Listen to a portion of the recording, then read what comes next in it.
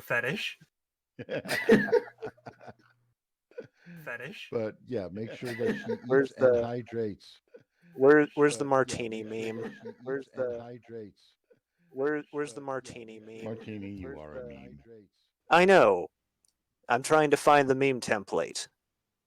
You are the template, you are the words, you are the Yes. meaning, you are the joke. You are literally the meme existing. You. I mean, somehow still here. Don't know how.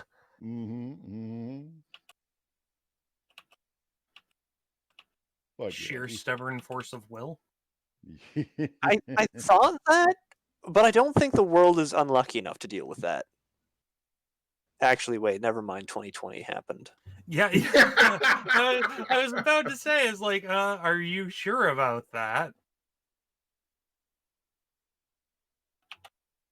I mean, that's going to be the excuse for anything crazy happening for the next few years.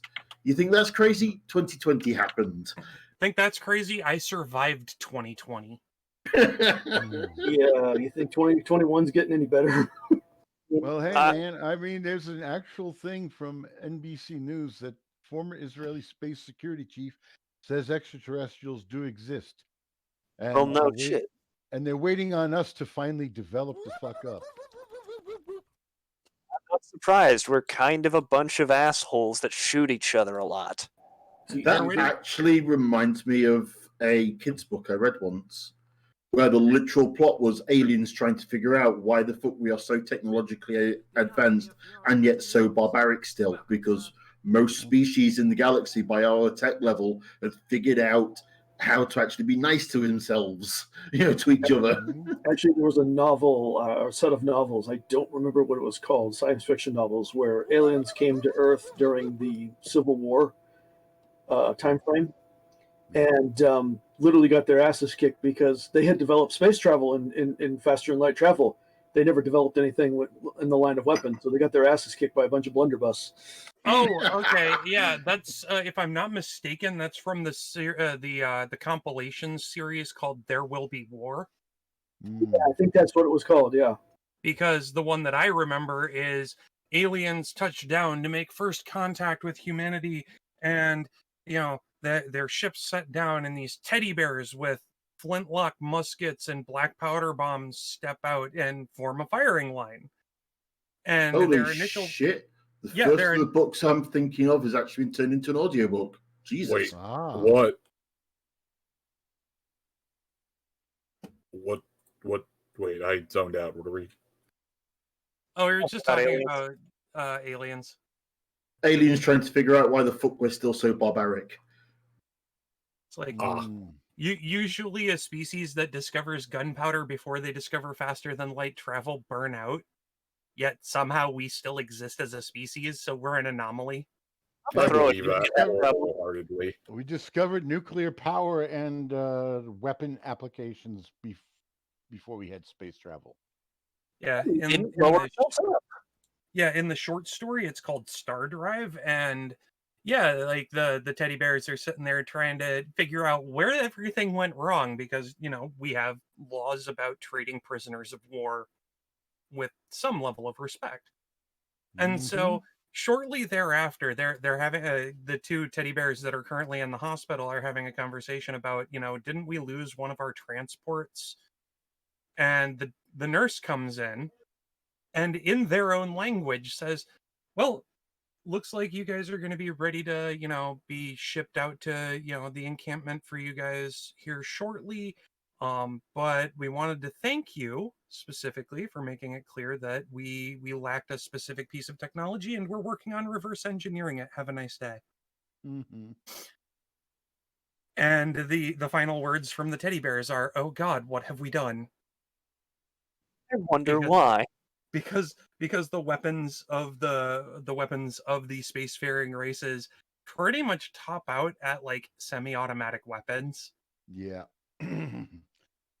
So I once read a short story, bunch of aliens. They were definitely aliens, but they kind of resembled ducks in a way. And they were basically saying, well, we're now your masters. Until one of them had a horrible accident and got burned. and the people nearby The Army smelled of Yura has a new officer. the aroma Welcome, of cooking sir. duck. You sure they didn't just land in China? No, this was in the United States because, all the time it's the U.S. that's going to be the ones. So anyway, it's an old story. It's from like back in the days during the Cold War era. What did I miss out on? So but yeah, the one I'm thinking of, like I said, there are a series of kids' books. They're actually one of the books that got me into actually reading. But literally, the kid's substitute teacher is an alien disguised, and the kids uncover the plot, and everybody's all shit scared because, oh shit, it's aliens, they're coming to invade us, this, that, and the other. And what it turns out is that the aliens aren't invading, the aliens are sort of sending representatives to live amongst us, like I say, figure out why we allow famine, why we go to war with ourselves, why Earth is such a shitty place, because, like I say, on the development trajectory that's sort of pretty much standard in the setting, by the time most species reach our level of technological development, they've lost the drive to go to war with themselves. They've fixed certain problems. They're actually getting worried because Earth is getting close to actually having space travel. And they're like, shit, we've got to figure out what to do with these before they hit space. Otherwise, we've got a real problem. Mm-hmm. Basically, the solutions come down to nuke us from orbit, take over, or trap us in our own little pocket dimension. Orbit, that was just off. Okay, I'm going to step in here real quick. Sketchy Rivet, the name of the story with the teddy bears in space, it's actually from a short story compilation book called There Will Be War, and I'm pretty certain by this point it's been out of print for a good 2 decades. There's copies around somewhere in some library. Yeah. Here's a thing. That article I was talking to you guys about. Nick Pope from Britain was wondering about this Dr. Shed's comments. Called him extraordinary. And his quote is, either this is some sort of practical joke or publicity stunt to help sell his book, perhaps with something having been lost in translation, or someone in the know is breaking ranks, he said. Pope said the UFO and conspiracy theory community was excited, but that questions remain, including whether or not Shed was speaking from direct personal knowledge and or experience, or whether he is repeating something he was told. There's still some missing pieces of the puzzle here. So it does make it sound definitely there's some things going on. Okay, so I stand corrected. Mm-hmm. There Will Be War. You can apparently still find them through Amazon. I don't know how many of them are going to be missing from the anthologies, but the one that comes up first is volumes 1 and 2, and for a hardcover, it's $35 for a paperback. Looks like they're gonna be used only. But I mean, if the hardback's only $35, the paperbacks won't be that much.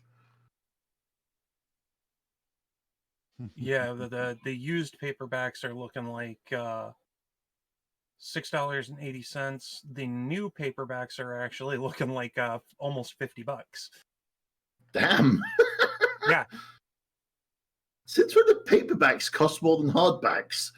Probably because these books were originally released in paperback, and if I'm not mistaken, those 2 new are actually like new quality paperbacks from the original printings.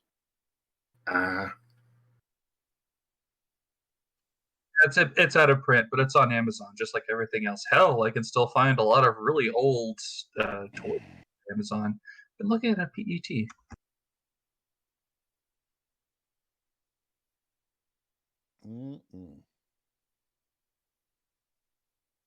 And apparently we've got a hype train going.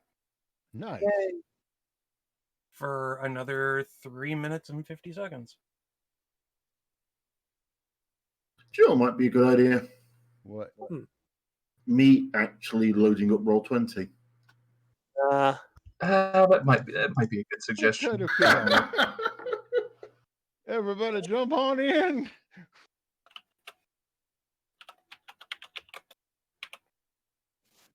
Plot twist. It's a Quick Stitch and Martini episode. I don't know. At the rate we've been going. I mean, I can step back and just watch the fun. There's a lot going on that's just going to confuse the shit out of people. I would be fine with that, but that's entirely up to Moon. Martini. Oh, the go jerk make of betrayal. popcorn. Yeah, that's actually a really good idea because I do actually have popcorn. That's something I would. That's something I would honestly rather do in the new year when I've had a chance to fucking catch up on the downtime. Because I'm still trying to do stuff with Martini just to catch him up, and Quick Stitch has to advance a couple of weeks of time and things, which I could do. Which I could essentially just do the recap of things Quick Stitch has done, but that is largely something I would like to do in the beginning of next year. Not so much as filler, but more as a, hey, this sounds like it would be a neat, first episode of year. Okay. I mean, Martini is just 21 days behind. All right, I have food. It needs to settle. Basically, it has to finish up it's ramen, but it's really good ramen. It's nice ramen. The fancy ramen? It's Shinyu. Holy That's shit. kind of funny because I had udon today. It's like it's not as fancy as going as going and making it myself for about $6 a bowl. It's not as fancy as a ramen shop, but it's an instant pack of ramen that costs $2 a pop. Is it the shadow ramen stuff, like the super duper spicy thing? Yeah, it's super duper spicy. There we go. I know what you're talking about. Stream tip overload. All hands, prepare for exploded broken Fiora. I wouldn't in be able to. 5, Can I help 4, you, Linzapi? 3, 2, 1. Detonation Whatever imminent. I'm talking about. You know what? Fuck it, Bucket. I'm still right here, you know. Oh, wait, you're talking about... I didn't say fuck a duck or a turkey. Bucket work. Given conversation earlier, Duck has a bit of irony to it. Executive decision. Linzabi now has access to patron chat on Discord. If you want to protest that, you could suck my left nut. That's hilarious. Yeah. Do that. Most people get access to Patreon for like a couple of dollars a month. Lens has to drop like 100 quid a Well, week. he's not a patron. He didn't actually go through the trouble. So I'm like, screw it. He does. Just have it. Here. Have the thing. Hey, I'm just making sure everybody's got food, you know? While do that, I'm gonna go grab another spoonful of food. I just want to point out, Linzabi, that does not even cover the post office bill today, but it helps. Wow, the post office bill was huge. Post office bill was almost $600. Wait, you actually got into the post office? Yes. I got into the post to mail office. people this shit? The post office bill was almost $600. I have probably close to $400 in royalties that need to be paid out. Oof. Yeah, I paid, and the worst part is, I have to increase my postage rates on January 18th. So if you want something from the store, you better order it before January 18th because the post office is hiking their rates. So I have to increase my postage rates to compensate.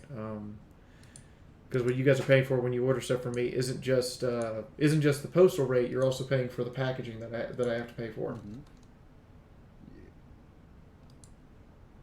That sounds about right.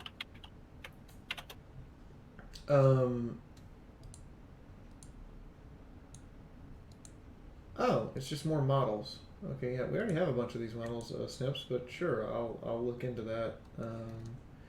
See if it's gonna cause. I know there's only before I put it in.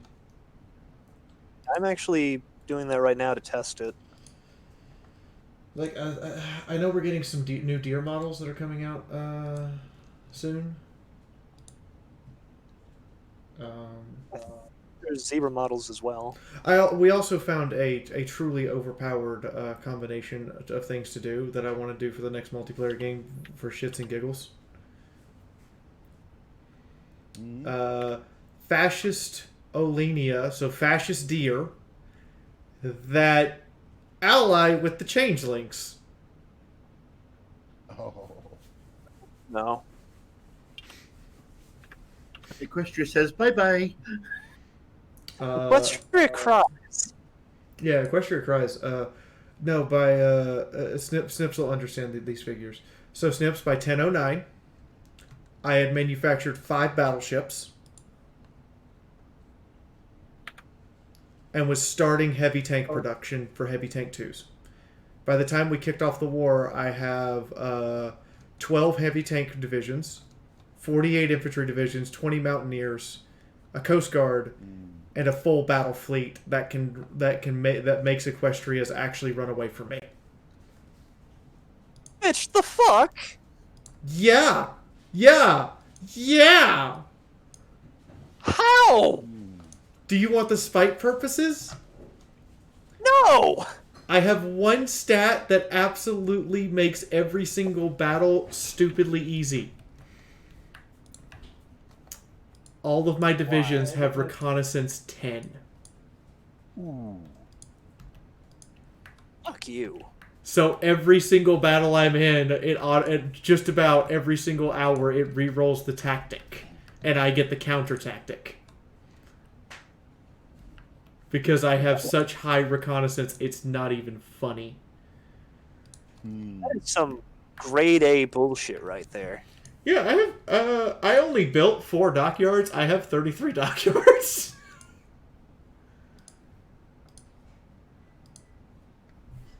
Like there's some 100% grade A. Oh boy, I have 75 submarines. Only 75? They're sub 3s. Oh, fuck. I have 5 full patrol fleets and a full battle fleet with 5 battleships and 3 cruisers with escort. Why are you trying to challenge the U.S. for sheer number of tanks? There it goes, bitch! What the fuck is this? Best one. The best part about all of this is their heavy tanks are Tiger Porsches. Porsche Tigers, really? They're Porsche Tigers. They're Porsche Tigers. Okay. You can't do that without the conversion and variance mod. Otherwise, they have a reliability of what the hell? We broke down a mile from start. They're heavy tank 2s. Are Porsche King Tigers. Yeah, great. Their tanks will start themselves on fire while driving to the front. Hey Snips. I have negative 7% consumer goods. How? the fuck? Not only do we not have to make toasters, you have to pay us toasters. What? Free broke game and free broke martini. I was okay with bottle caps or bits or other random like bits and bobs, just even a barter economy. Why is the currency toasters? Is there enough bread for these? Why isn't the currency bread? Why isn't the currency salt? Because there's more than enough of that to go around. Oh yeah. What doesn't have as much value? There's a pinch of salt in the bread. No, so I imagine running this even with a rookie changeling player. This is going to be a glorious giant ship post that for the first time ever, Equestria will be like, I send out the fleet, they don't come back. What? They what? Nom. Chips tasty. They what? Anyway, apparently that mod actually adds in a shit ton more models than actually displayed. There's apparently individual models for every country. Also, everyone on Twitch, if you ordered a scarf through Twitch, they've been mailed. So everyone who redeemed a scarf for Fiora caps, all the scarves have been mailed. Same thing with the bottle caps. If you redeemed a bottle cap, it's been mailed. That was part of the postage bill. And most of that, I'm going to be entirely honest, everything but 4 packages was $250. The 3 packages to Canada and 2 to the UK was the other half. I'm just staring at the postal lady like, are you shitting me? Hello, international rates. How are you? And I still haven't gotten the little, what were they? The figurines for some of the party members. They're still in Poland. Oh yeah. It's been half a year. Yeah, I can see that. I got the little moon plaque. I don't know if I had a chance to tell you or not, but I got the moon plaque, and it's the cutest fucking thing ever. Do you like it? I squeed so goddamn loud. It's See, I was hoping you would get it and we could open it on Okay. stream and we could hear that, but I will be satisfied with this. We were in the middle of like 3 weeks of off time, and I'm just like, all right, and then game come, I'm like, I'm opening this, but in all honesty, I genuinely had no idea what this was. I just get a pad, like, what the fuck did Fee send me? I'm thinking it's some random thing. I'm thinking it's some joke. I'm thinking she's like, I'm gonna play a prank on him from the other side of the country because I can. I mean, yes, I would probably do that. See? Damn it, that's my job. I opened the thing up and I leaned my head away from the side expecting a goddamn glitter cannon. Okay, I'm not that. Okay, yeah, you know what? Fair. You know what? That's entirely fair. First of all, it'd be a am glitter actually bomb, that really. You're right. Confetti cannon. Because that will actually come out of my beard. Confetti bomb. Oh, Sketch. Here's one for Sketchy's question. It turns out Twitch has plopped off a bunch of their titles or subject matter. So Dungeons and Dragons is the closest thing you're going to get to this. Yeah, Dungeons and Dragons is now the closest thing you're going to get to this. So I label it D&D because that's as close as we're going to get. Wait, what happened? They even killed off Roll20. They killed off Roll20. I can label it tabletop gaming, but technically, by Twitch's definition, tabletop gaming is classified as You're actually around the physical table. No, it's classified as miniature wargaming. Yeah. By Twitch's definition, it's miniature wargaming. There are people who live stream their Warhammer 40k battles. So that would actually be really cool to watch, in all honesty, at least if they were animated about it. But so you have to lump this all under a D&D stream. Mm-hmm. Oh God, wizards can kiss the whitest part of my ass. When I typed in Roll20 for my Monday game, it just goes roll or roller coaster champion or king or something like that. It's like, yes, the roller coaster champion. So it's like, I mean, if we wanted to be technical, fuck you. That was mean, but accurate, but mean. As big as the pony community is, I'm surprised Twitch doesn't have a category for that.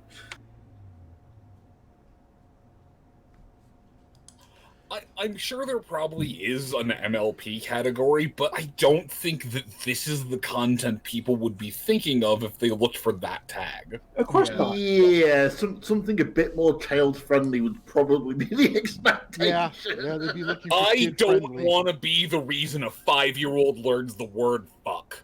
Unless it's my kid. Oh, that's fine. You leave that to, like, Adagio and Fee. Fee. Fee's gonna be the reason they learn that. It's even And worse. a lot of other things, for that matter. It's even worse. I mean, how often do we indirectly and actually sometimes directly talk about sex on these streams? Okay. See, now I want to try and because we have to lump this under D&D. Now I want to try and figure out a way to shoehorn in random D20 rolls. You know, for shiggles. So, guys, for the sake of the fact that I want to be in bed in 3 hours, maybe we should get going. Good call. Yeah, good call. Yeah, that's probably something we should do. I do appreciate the bullshitting and everything, but I guess I should start the thing. Start the thing. Okay.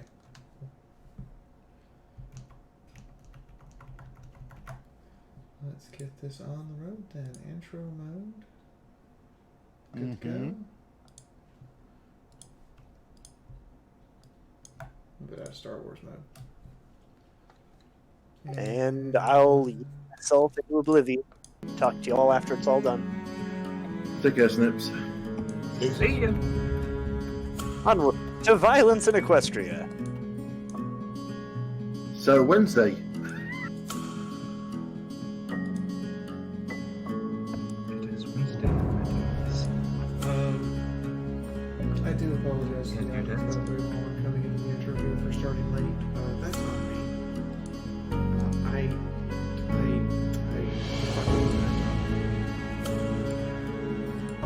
Fee forgot to have the time zone again. I'm never gonna know. So.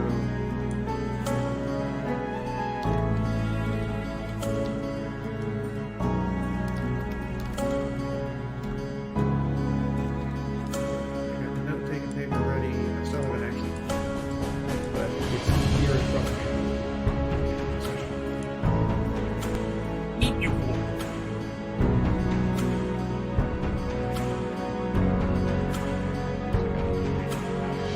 Before you started picking up your food to eat.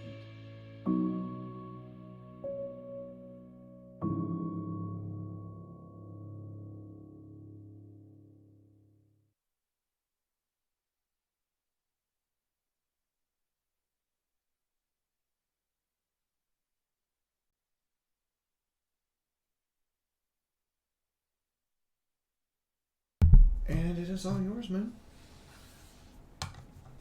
Alright, hold on. I stand corrected. I stand corrected. Well, I mean, last week, the last session was interrupted, and we kind of called it, and then there was other things. Do your thing. I know. I'm working on it. I'm working on it. I know. You might want to recap both the little thing that was that and the session before last, because it's been a while.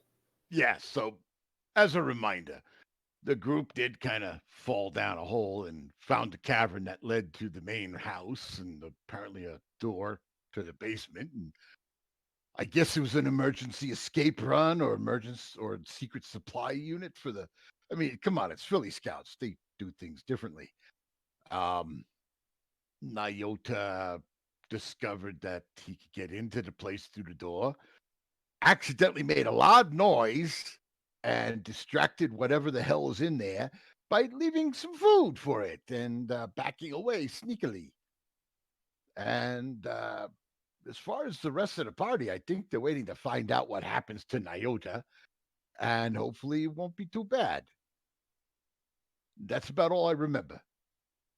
Been too many weeks. That's practically it. So are we retconning No. disappearing down the tunnel? Nope, I'm actually going to work with that. I am going to continue off where Twitty stopped, because as it was, the thing came crashing into the room. Nyota barely managed to escape without directly confronting the thing. All he knows is it's big, it's loud, and it can rip through doors like they're made of tissue paper, and it will eat fish. But meanwhile, down below, Hayes had simply just looked right, and there was apparently a fork in the tunnel that hadn't been noticed before. Either it was simply due to the hurried nature of everything, or simply not doing a proper look or proper sweep of the light. But you bringing up the rear, was it? Bringing up the non-Euclidean space that apparently this tunnel is made out of. He looked off to the side and just went, "Ooh, a tunnel," and just wandered off down the tunnel. So, I still say he was so high he broke the fourth wall. Everyone, two things. One thing we're going to try to do going forward is please, we need to take a second, everybody introduce who you are and who you're playing, so people can recognize your voice real quick. So start at the top and go to the bottom. I hate to interrupt, but those two things need to be done. So Ivana, you go first. Hello, I'm Avarna, and I'm playing Medicinal Haze. I'm Moon. I'm the narrator and GM.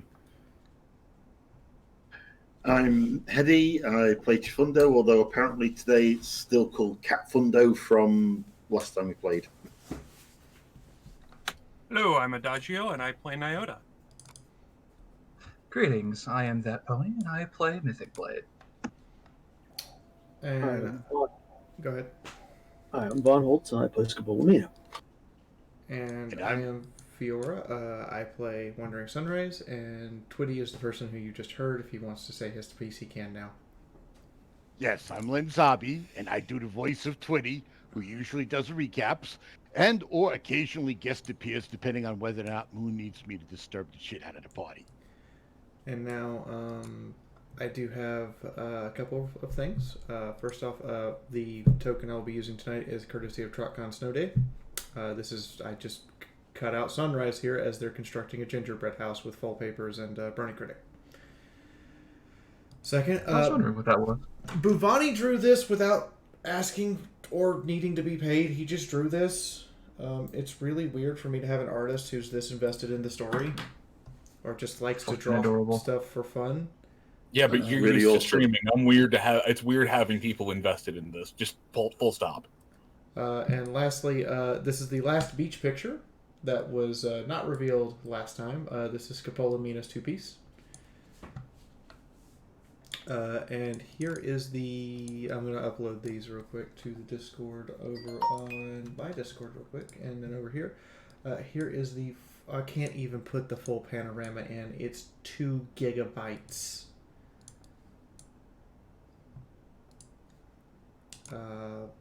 But full panorama for how all of these fit together.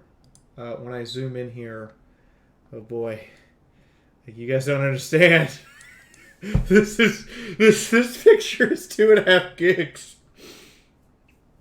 I can't even upload it to Discord. It's too big. I can't even host it somewhere else and send it through Discord. But this is all 6 of the beach pieces put together in one piece. Yeah, holy God, the detail. He drew the individual hairs. Yo, holy shit. No wonder that thing is 2 gigs. Yeah. He's also 17. Mm-hmm. He's 17. That shine on Chifundo's ass. Yeah. Yeah, every little detail, like, he's incredibly good. Anyway, that's all the pictures for right now. I do have some more stored away. Every $50 on stream, I will reveal another picture. In the meantime, Moon, it is all yours. Wow, my life is an absolute wash-up. Fantastic. All right, so on that wonderfully depressing note... I was going to say, GM now, existential crisis later. Yep. Don't worry. I will reevaluate my life later. I'm just gonna draw a terrible map because that's my skill. God damn it! Look at me go. Squiggle. Yeah, no one else draws maps quite this shitty. Yeah, take that, 17-year-old prodigy. All right. So Hayes goes into fucking null space.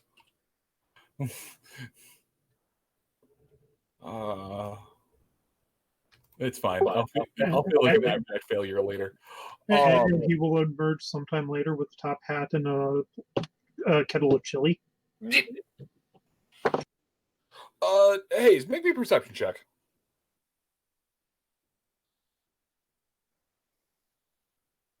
You said you got a lamp, right? Or a flashlight? Or...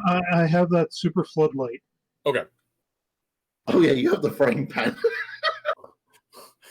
Ah, yes, you have the vampire killer. Wait, you mean the scrying pan?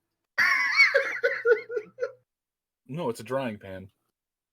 No, it's still a frying pan. It just doesn't need any heat to actually fry whatever is in it.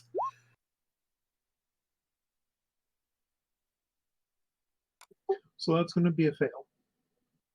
Okay, how many degrees of failure is that? It is perception based, if that makes a difference. Yeah, I rolled a 9 and perception is 6. Oh yeah, that's a whole lot of fail. All right, even with the super pan, as you were wandering down, the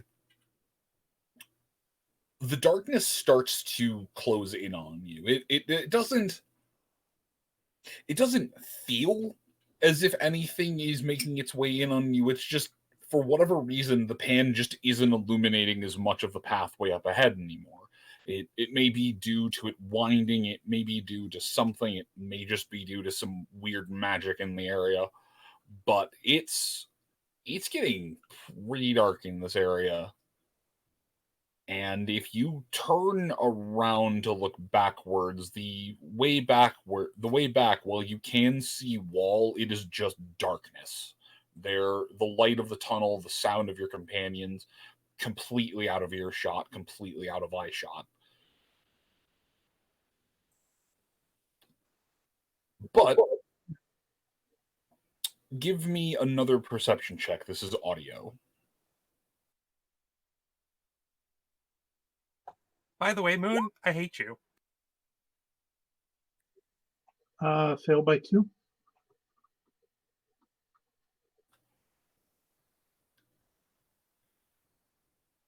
Give me a luck check. Hey, Vaughn. It's not you that Roll20 is screwing today. Yeah, it is, because I was trying to put that picture in as my character and it won't work. Crit success? It is. Do you continue walking forward, or do you try to turn around and make your way back, first and foremost? Might as well continue forward at this point. All right. As you turn back around and continue on your initial course, it's faint enough that you would not have heard it the first time, and it was that rededication to continue forward, to make your way towards one of the walls as a guidepost, that you finally hear the sound of something dripping from the ceiling. It's just a very slow and steady drip, drip, drip. But it's steady. It moves at a very, you could set a watch by it, is what I'm trying to say. All right.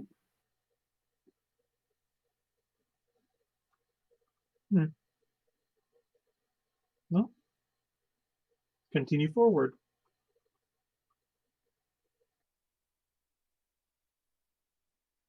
Not much more to be said than that, so.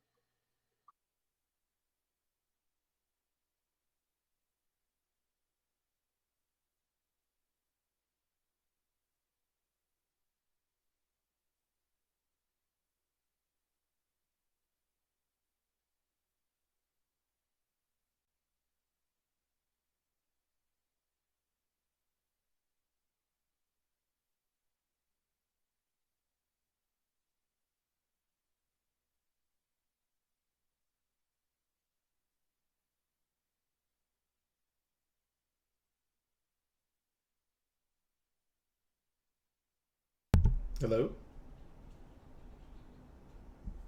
Hello. Hello. Yeah, Hey, guys. medicinal haze continues forward.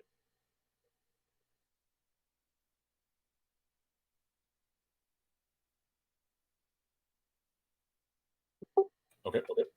Sorry, just making sure there wasn't an audio issue. Okay. Please give me I DC'd right as I was asking you for it. Please give me another perception check.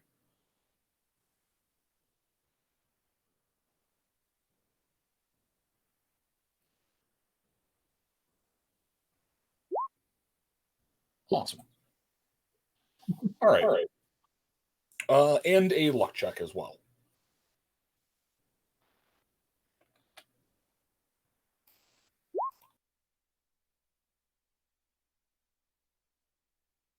Right on the money.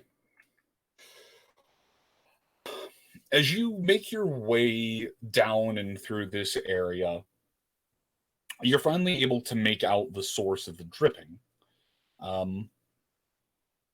Whether by small cracks in the ceiling or what appears to just be some bioluminescent moss, there is a small underground lake in here.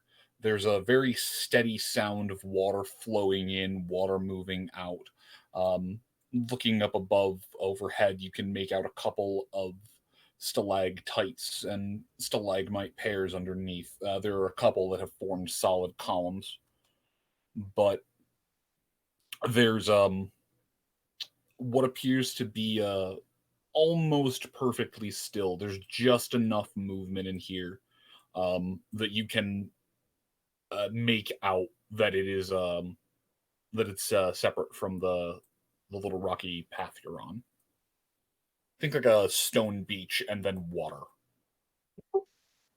Okay. The movement is enough for your light to indicate that it's water and not just more of the path.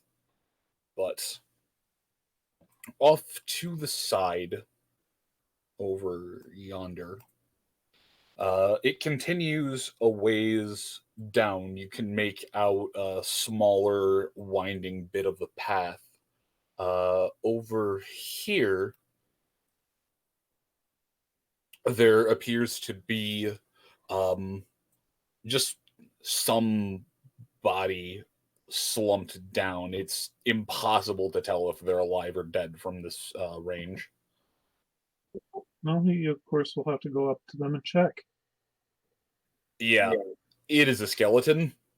If it's alive only by magic.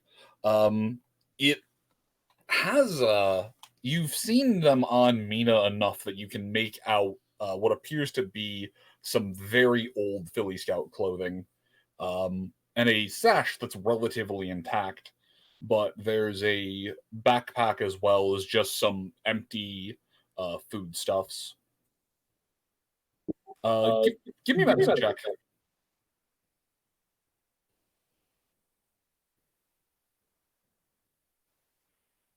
Plus 20.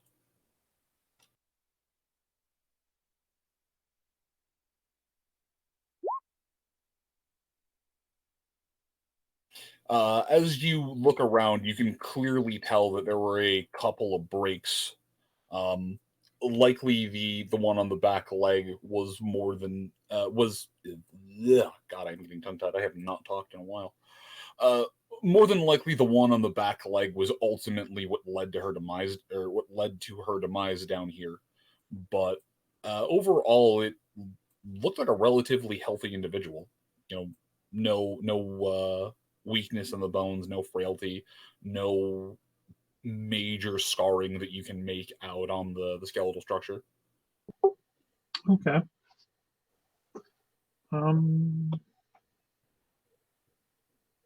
I guess take the sash and take the backpack and... Okay. As you start to move things off the scout, you'd be able to you would easily notice that underneath her there's a small little journal, and what appears to be the remnants of just some toys, a car, some random stuff. Thing. Time has not been kind to the material, but that it's just some stuff. So, am I getting the impression this might have actually been a pre-war Philly Scout? It's tough to say, because inside the backpack there is a 9mm.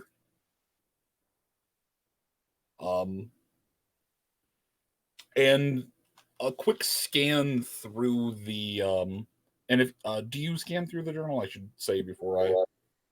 Yeah, he'll glance through it. Yeah, a quick scan through there.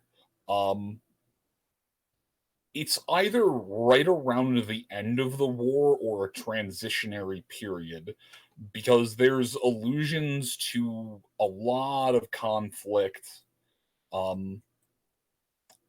You don't quite see anything that would be reminiscent of mega spells or balefire bombs or anything of the like, but the the fact that it mentions going from very peaceful times to, warring, struggling to survive, likely means this was a transitionary, or yeah, a transition era individual. All right. Well,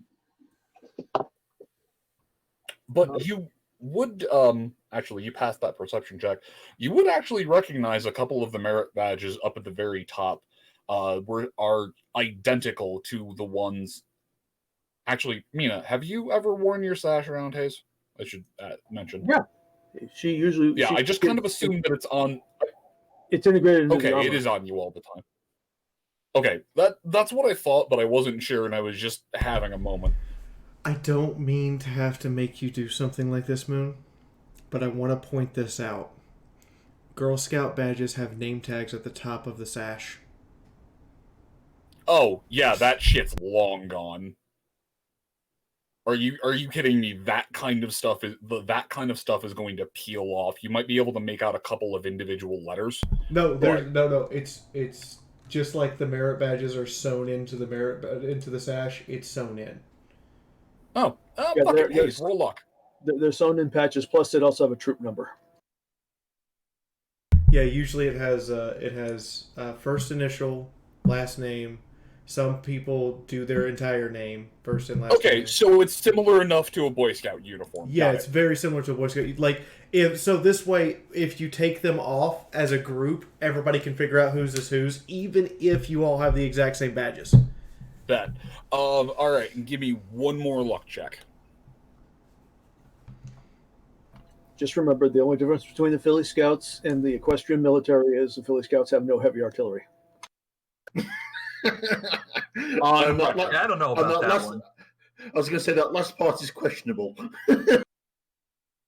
Not officially, anyways. You should clarify that.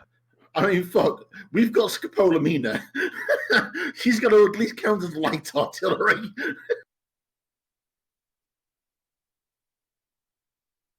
Scopolamina is the laser artillery. She is basically light artillery at this point. At least flak.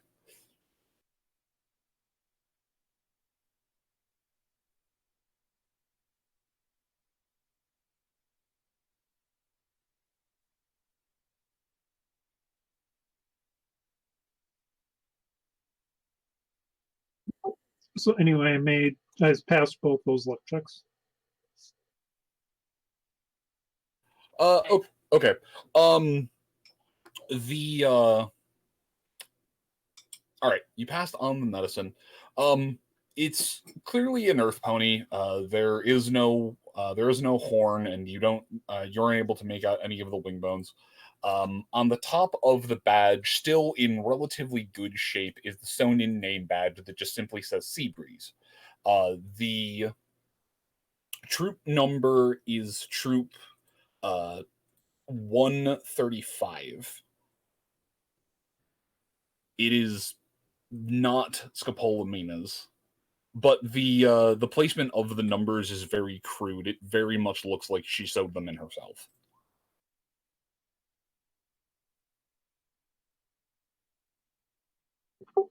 All right.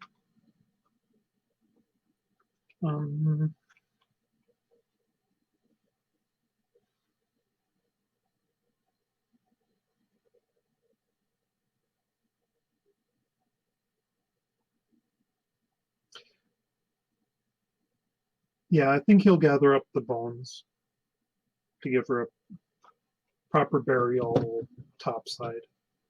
Okay. You can stow everything in the backpack. Yep. And so with Seabreeze in tow, I guess he'll continue along the path this way. Okay. Sunrise, roll me shamanism real quick. And Hayes, make me another perception check. Just sunrise? Just sunrise. Roll you shaman. Could fail. I swear to God. Swear to Fucking God. hell yes. I guarantee you this is either going to be wonderful or terrible.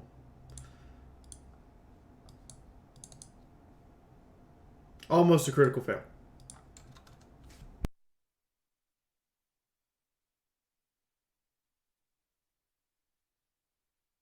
Almost crit fail it. Like, 2 off. Did he All right. No, I'm still here. That is a nat 10 and sunrise. Okay. Sunrise. You there's a note that plays in your head. It's at this point in time you've come to loathe this sound. Is it that sound? Oh, it's that sound. It's that sound. But as you look around yourself real quick, everything seems okay. You can still see Nyota's tag. You can still make out where the fuck is Hayes. But beyond that, everything is fine. Hayes, you slip. Oh joy. Give me an endurance check.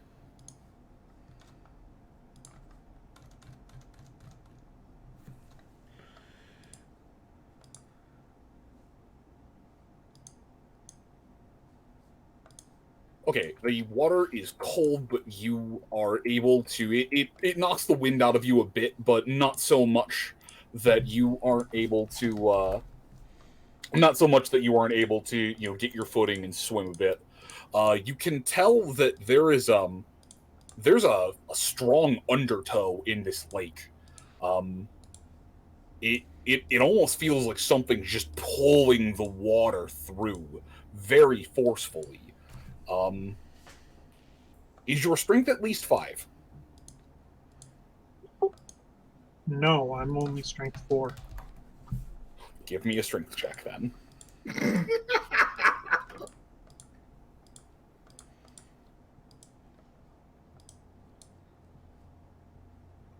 But only hell yeah. It pulls and it tugs, and you are able to get yourself in just such a way that it can't pull you under. After what feels like an eternity, that riptide subsides for just a minute, and it's just long enough for you to get onto the other side.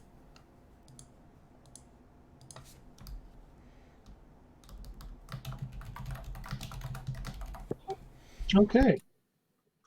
Give me another luck check. This is not for falling. Or this is not for terrain.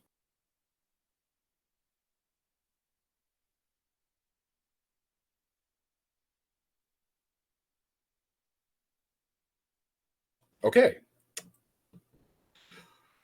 Give me a perception check with a +2.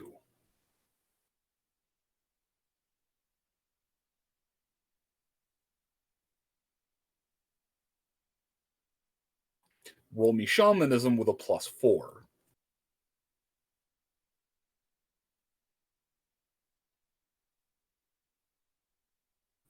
Sorry, +40.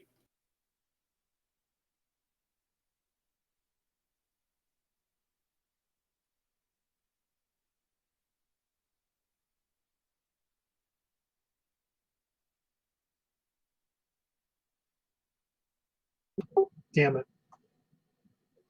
I passed.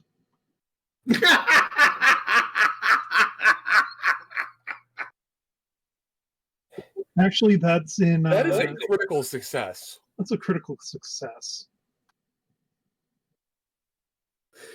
Okay, well, we are just going further and further down the rabbit hole. I'm so happy the dice are cooperating. As you get yourself on the other side, you manage to shake off most of the water. You just hear a very faint voice that's just, that was fun. It's been a while since I've gone for a swim. Yeah, I was just swimming the other day. Thank you for picking me up, mister. We should keep going, though. It's not safe down here. Oh. Yeah, that sounds good. Hayes immediately lights a joint and continues going.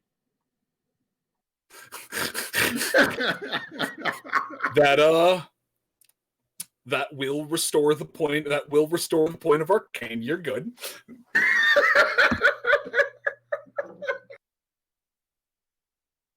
And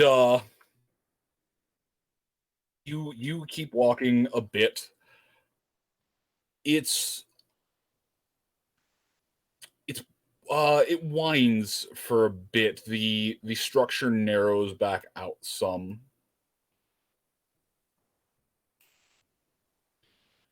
And eventually, Hayes, you find yourself back into another tunnel. And after a bit, there is a point where the tunnel almost closes. There's a small amount of air that makes its way through, but it definitely appears. Give me a perception check +1 at the moment.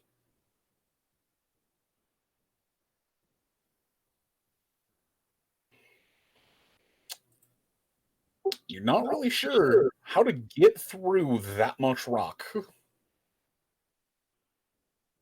Oh, I'm sure there's a green horse that could help. Though it looks like a whole bunch of rocks tumbled down, and you're not really sure where would be safe to pull.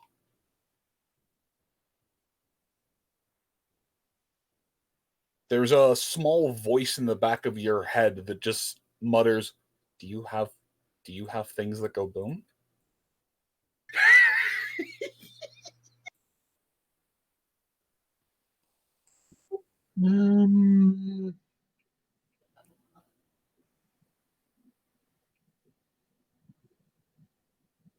Not really the kind of boom horse pony.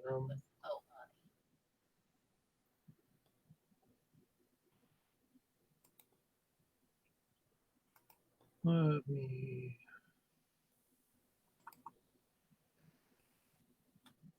I could see about rigging a couple gem packs for overload and see if that does the trick. As long as you have some kind of wire to hold the capacitance while the charge is building up, that should do the trick. Yeah, I got 6 scrap electronics. That should more than do it. Actually, I do have bits of wire. I have actual bits of wire and scrap metal. Fantastic. Those bits of just put down 1 of 3 uses on there on bits of wire. You have to pull out the choicest bits to get it, but I need a mechanics check, and if you pass, you are able to rig up some kind of capacitance charge. It'll take a piece of scrap metal too, just something to direct it.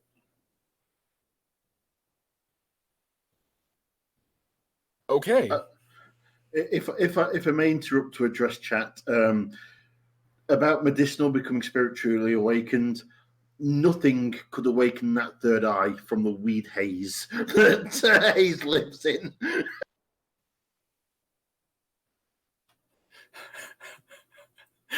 Your third eye looks a lot like a blunt. Why is your third eye red and bloodshot?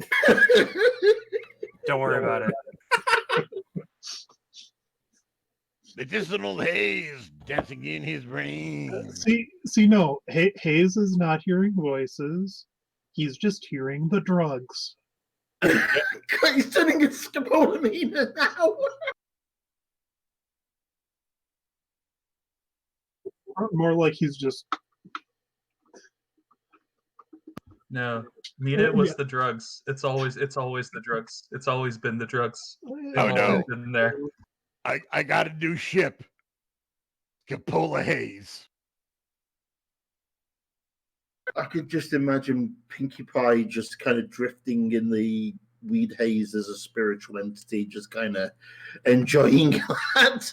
Obviously, the obligatory poly relationship is this is Mina Hayes and a brick of weed. Anyways, moving on.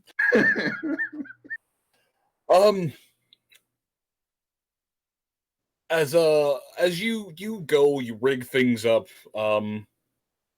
That little voice just suggests you put it on for a 10 count just to get back. And as you go about taking care of that, Sunrise, you feel a disturbance in the boom, as if somehow, somewhere far away, a single voice is crying out, going, "Blow that shit up!" I feel a disturbance in the what? Wait, does that mean Sunrise is aware of it? No, it's more the just there's suddenly a very small tremor, and it's just. Was that an earthquake or something exploding? Okay. I feel a disturbance in the... And I'm typing this... here's Wild Wasteland noise. Feels a disturbance in the boom. Feels a need to head in a direction that pink indicates to blow something up. I head that way. Pink looks to Sunrise. There's a disturbance in the boom. She heads that way, I suppose. I am going to regret this statement. Now remember, we also have whatever the hell that dog is up there. We're also still waiting on Iota. Also, let's stop. Bad? We don't want Disney coming after us. Yeah. If my advice to anyone, by the way, if you ever make a porn movie of yourself, put Disney music on in the background, so Disney will have to copyright strike it if it appears on the internet. I'm remembering that. Anyways, Sunrise, if you were to quickly turn around, you'd note that there's just smooth wall. It just goes right back. Where there should be a way off, there is nothing. She taps it with her hoof to see what happens. It just feels like Earth.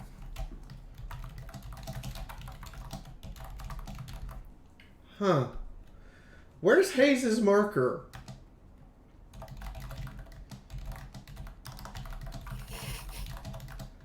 It says that Hayes' marker should be right there. Hayes? Hayes? About 96 feet away. Sunrise, are you doing all right? The pit buck is as you sit over there, you kind of sit there. The pit buck updates, and it proceeds to inform you that medicinal haze is somehow like 400 to 500 feet off the grid, just in Earth.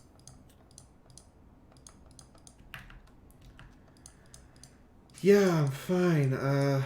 Somehow medicinal haze is, she points at the earth, that way, according to the pit buck. And I don't know if my pit buck is on the fritz or what. Where is Hayes? Looks around. Meanwhile, medicinal. Meanwhile, Hayes, it does the trick. You're able to open the pathway just enough to wiggle on through. It is, and I do mean wiggle, it's a tight squeeze. All right. But as you make your way up and out, there is this it leads out a small little warren, almost like just an overgrown, oversized rabbit hole. Clearly it was done up in such a way that it would just blend seamlessly into the area. On the other side of this is just a field of green. I'll get back to medicinal haze later.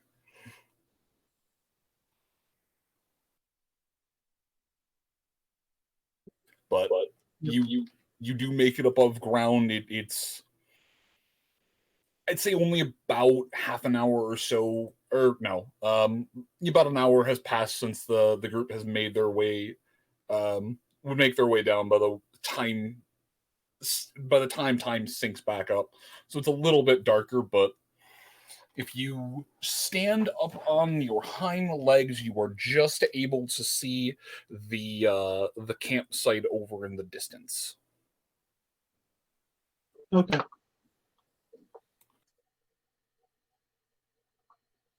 Yep. Go back to the others. This is a good holding point. There is give me one last perception check. One last before I switch.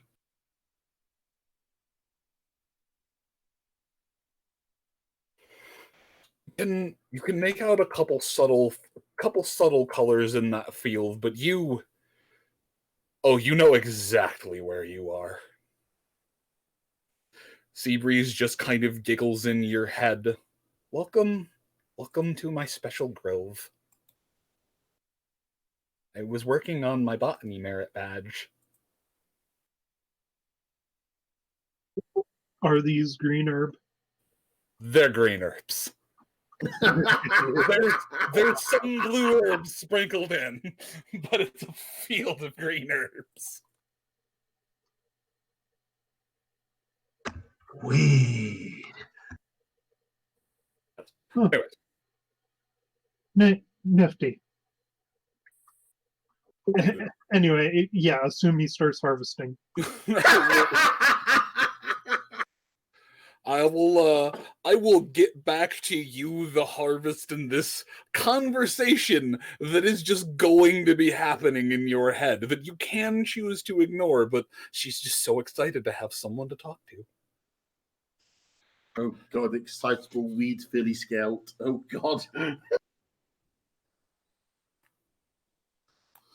Anyways, back over with Nyota and Core and crew. Nyota, your heart finally stops racing. Do you venture a look back into the room? Oh no, yeah, you did. That's why you know the door is in splinters. Yep, I was trying to get a look at the creature, and my brain just went, no. Remind me what the actual Nat 10 was rolled for, because I can't remember. If I'm not mistaken, it was a Nat 100 to try and figure out what the hell that thing is. Yeah, it was a Nat 100 on survival, and it was just a combination of too dark, too fast, and too much motion.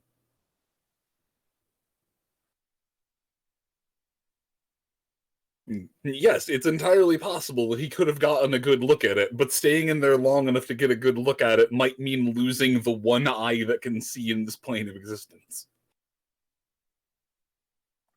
Because, abominations generally, walk the earth, and looking upon them is to invite madness. It's worse than blind. It's seeing the truth. The veil protects us all. Anyway, as you poke your head back in there and really get a sense of the scope of things, clearly whatever it is at least on par with your strength, but more than likely greater. And over on the table, it didn't so much as take the fish up, pick it up and run. There are just gouges in the table where it just scratched in and removed it. In fact, you can actually still see part of it where it just clawed through and picked it up as it walked.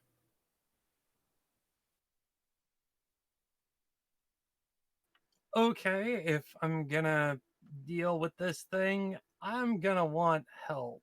And at the same time, I'm curious if we should even be trying to deal with this thing, because honestly, it still eats. Mental debate. How far away from the hatch am I right now? You could make it there in a single movement action.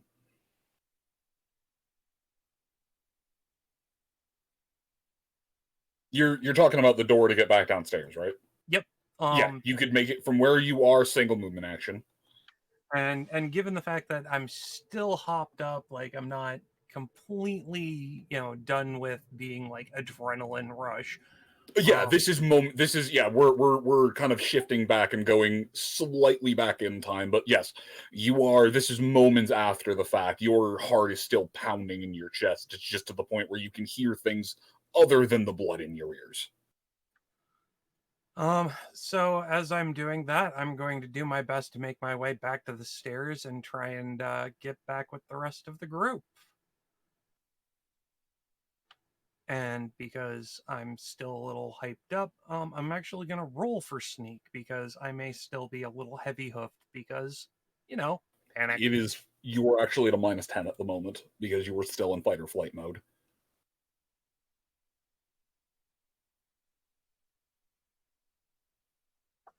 Not my best, but it'll have to do. You don't land on that squeaky board. Yeah, I remembered that squeaky board. As a matter of fact, doesn't always mean you miss it though. As a matter of fact, as I step over that squeaky board down one more step, I'm gonna take my time and I'm actually gonna mark it. So Chaotic Sorcerer just brought up a good point. What do you hold that thought real quick? How are you marking it? Let me check my character sheet. Okay. If you're checking, what was the point? Who in this party doesn't have some kind of spiritual hanger on in their head or on their body somewhere at the moment? I blame Chifundo. I'm absolutely not trying to run a heavy spiritual based game. What are you talking about? Well, I'm just thinking, Chifundo's got the spirit of lust wrapped around his tail. Sunrise has had pink in her head since day one. Nyota currently has Boda Pet riding in his head. Don't forget Amber in his head since day one. Yeah. Not so much in his head, more a twofer. Hayes at the moment has got random Billy Scout number 6 riding in his head. What are you talking about? He's only hearing his own hallucinations. Yes, and his hallucinations just so happen to have a name, badge numbers, an entire backstory, and hobbies and interests. Yup, just the thoughts in your heads. He's had more lucid hallucinations. I don't think Scapola has any spirits in her head. No, she has spirits in her stomach. She injects them straight into her vein. Although Pink does have a direct connection to Mina whenever they feel like getting drugged up together. So, all I got in my head is whatever the computer put in there. So Moon, what I'm going to be using to mark the stair is actually soap. I'm going to use it like a wax pen. And just that'll work.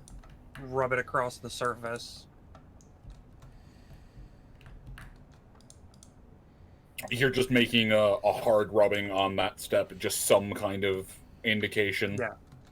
That indication that it's like, this is something you don't step on. Okay, you have indicated it for yourself, at least on the step, so... Okay, you can still crit fail going on, sneaking up those steps, but you're at least not taking a penalty from at least the one squeaky step you found. And if there's one squeaky step, there's more squeaky steps. Yep. So, alright, you are no longer taking penalties on these stairs. I mean, Tank Horse is going to, but...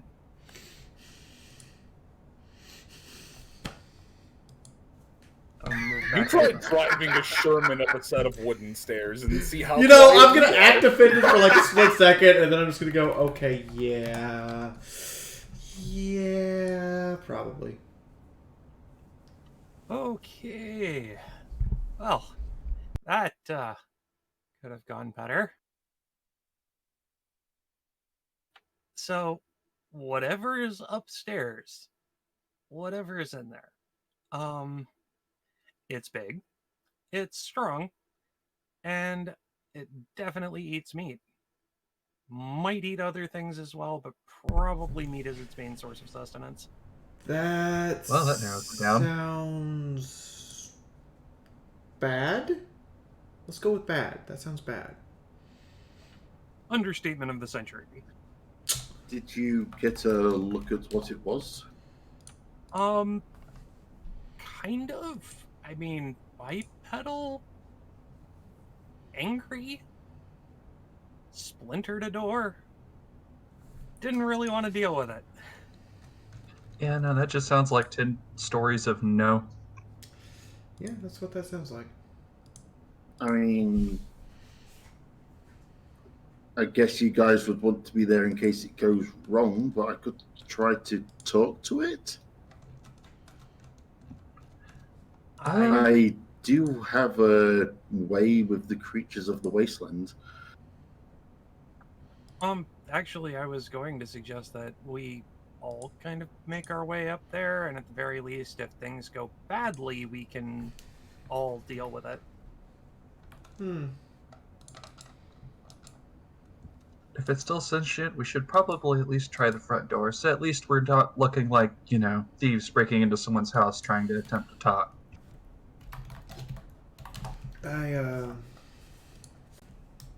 Sorry, Moon, just as a...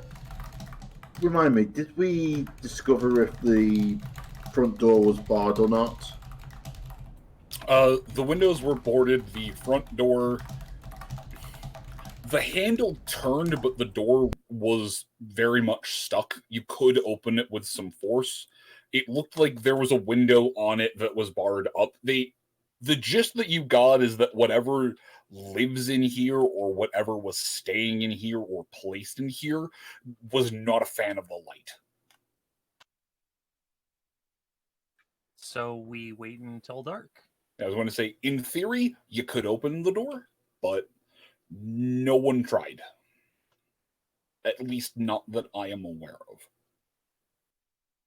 I know people peered in windows. That does give us something to go off of if we do wait till night. If things go wrong, I can always just flash it with a light spell. Especially if it's a light. Hi, have a second daytime.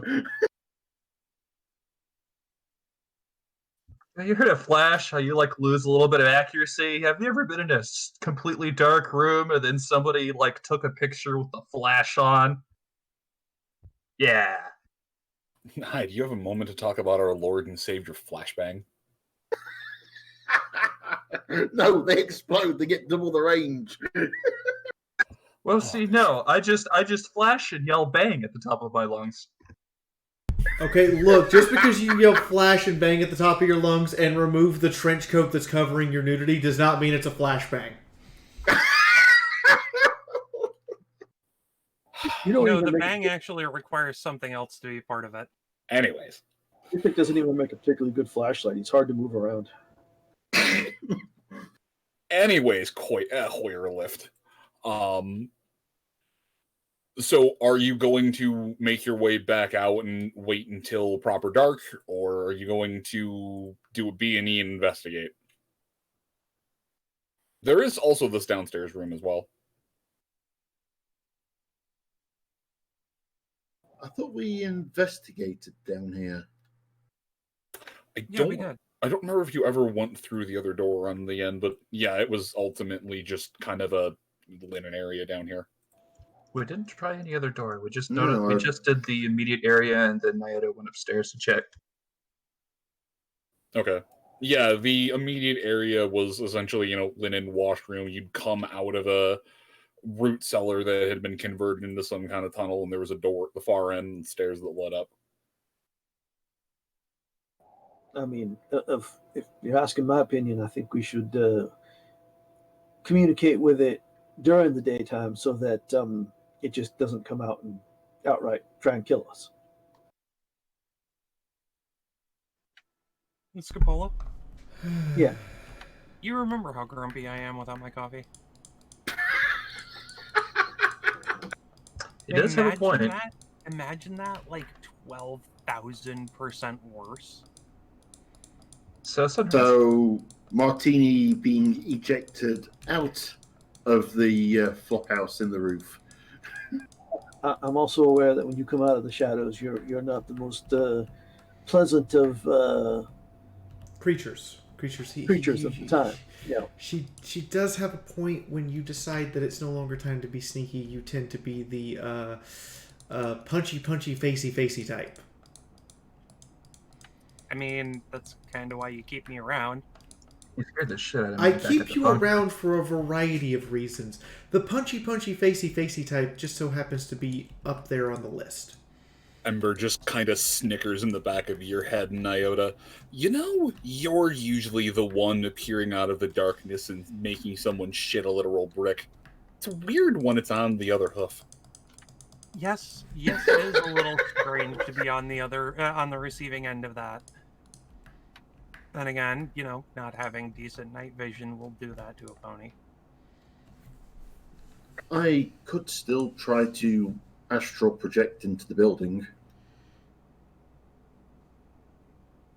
You are actively inside the building, so the check would boil down to, did you roll a critical fail? No? Okay, you've stepped outside of your body.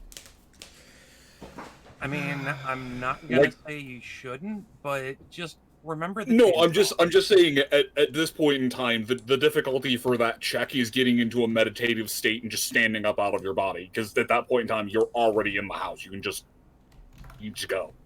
Oh yeah, no, that was me responding in character. Is like, you know, I'm not gonna say you shouldn't, but just remember the chainsaw. I guess I will have to be quick if things turn nasty. Please. Although, if this is a spirit chainsaw chopping thing situation, just try not to let Ember get too excited this time. I'll do my best. He'll smile, lay down, and start to meditate to project himself.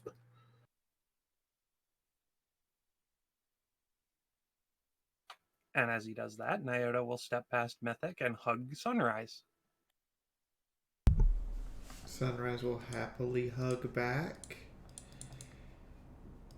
I miss you too. Is everything okay?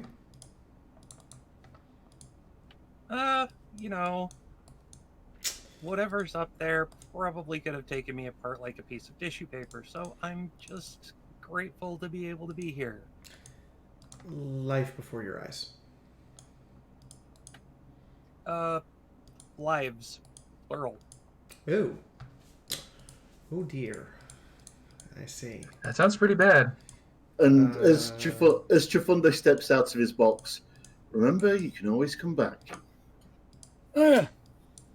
Fair. I do essentially owe Nyota a sort of highlight reel of things. Nyota, there's an odd sensation as you watch Chifundo kind of step sideways. There's a tether from his tail. It's faint, and it's only something you've never really seen in a normally lit area, but it's so dark in here that there's a quite proper illumination from him. There's literally a tether that leads back to his body. Okay, spiritual fishing line. Interesting. That must have been interesting to see halfway across Equestria when I was looking for Martini. Hey, the spirits were probably sitting there going like, what the fuck? Like, we've never seen one on a leash before. Holy shit, how many extension cables is he using? That is not OSHA compliant. It's got to be at least 50 of them. No, it's probably like 100 of them. It depends on if he's using like the 100-foot or if he's using the... But I know that! Okay, that was fun. Alright, Chifundo. Okay, you are outside of your body. You are able to see things with your spirit, not with your what are you doing first? As always, I take a good look around, see if anything catches my eye in this form that I missed in sort of regular mode. So as you're now able to properly talk with it on a one-to-one level, the spirit of lust that's just kind of been hanging around on your dock stares up at you and just, "Hi, I love you." Oh, well, aren't you the adorable little thing? Hi, I love you. Hi, look. Hi, yeah. He'll, I guess, hug the spirit of lust that's attached to his tail. So he's hugging his own minute. As you proceed to hug the corporeal entity of the spirit, you just feel something kind of wiggling against you.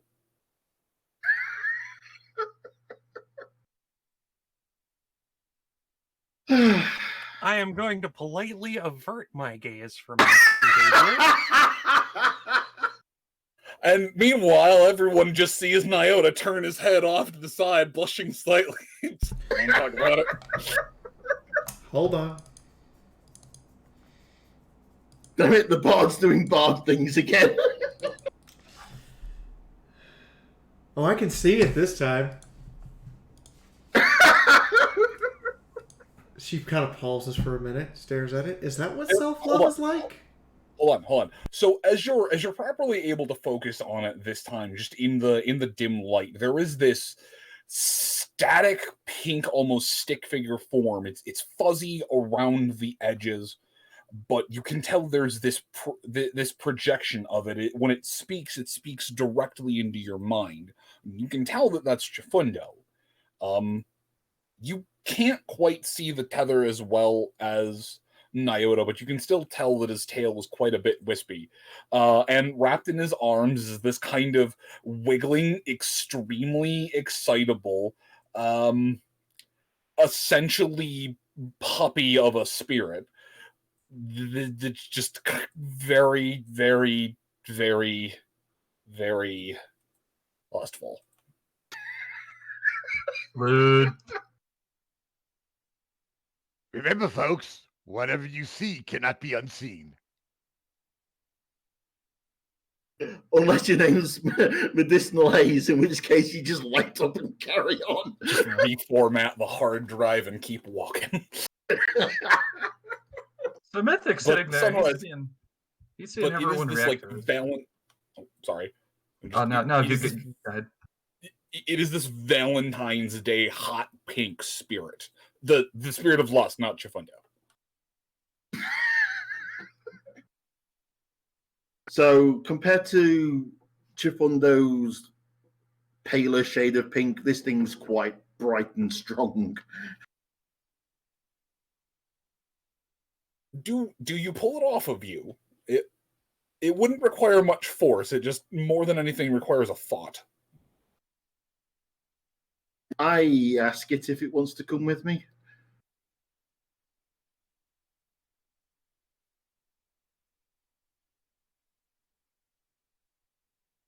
So I give it a thought. So I sort of suggest it follows me, if you know what I mean.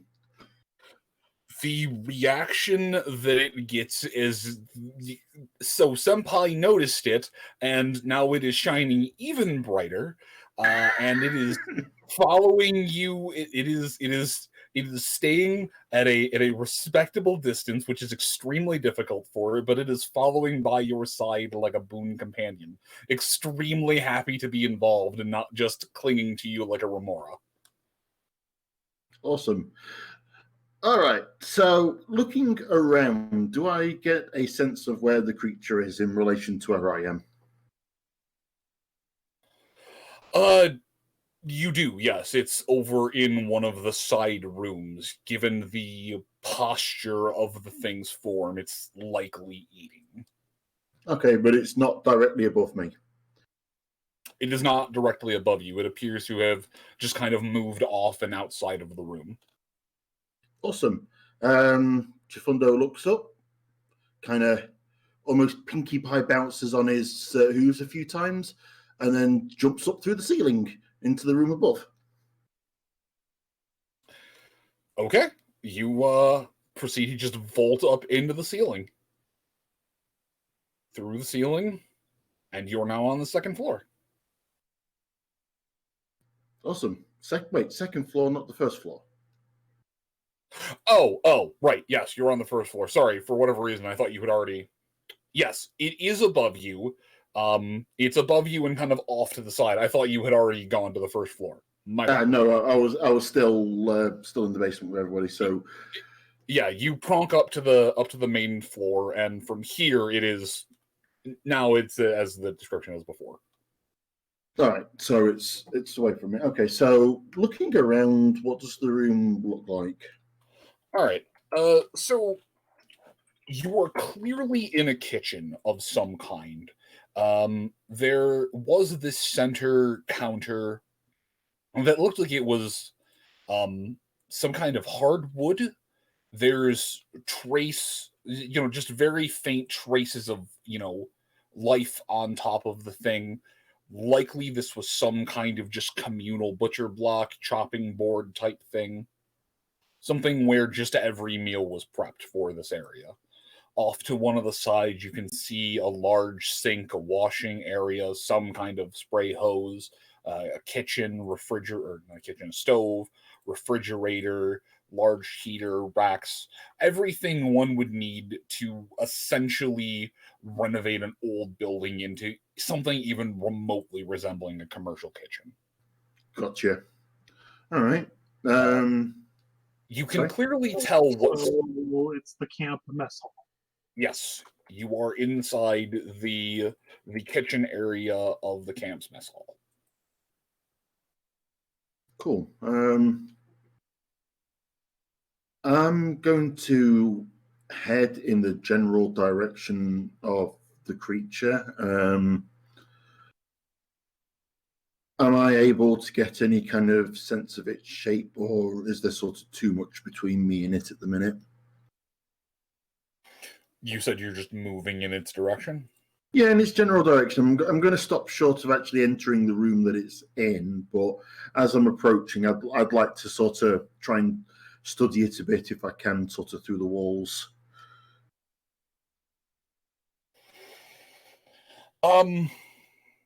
It's crouched and hunched low. As I said before, your best guess is that right now it's likely eating.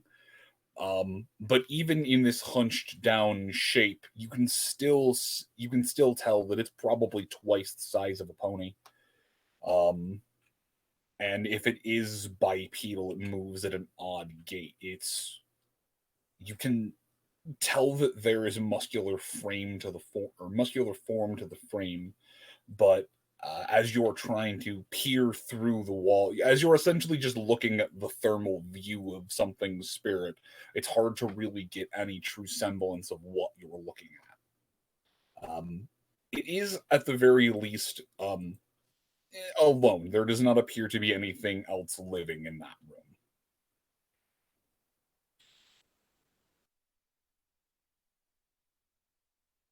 room. Okay. Is its back currently to me? It appears that it is turned away from you. It's hard to tell if its back is directly to you, but you're pretty sure that that's not its face. Okay. In that case, if it's sort of probably facing away from sort of my general direction, I'll actually stick my head through the last wall just to try and get a better look at it. All right. Roll me your charisma. Or sorry, not your charisma, your spirit affinity. Ooh, okay. This is in lieu of your perception. Oh, what the hell? Urgh.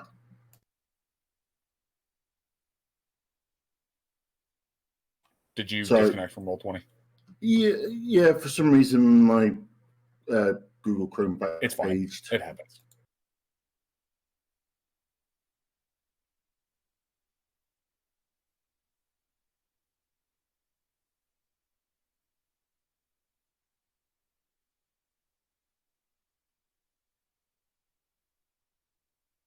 Hello, everything okay? He kind of went robot there for a second. Yeah, he accidentally clicked the wrong button.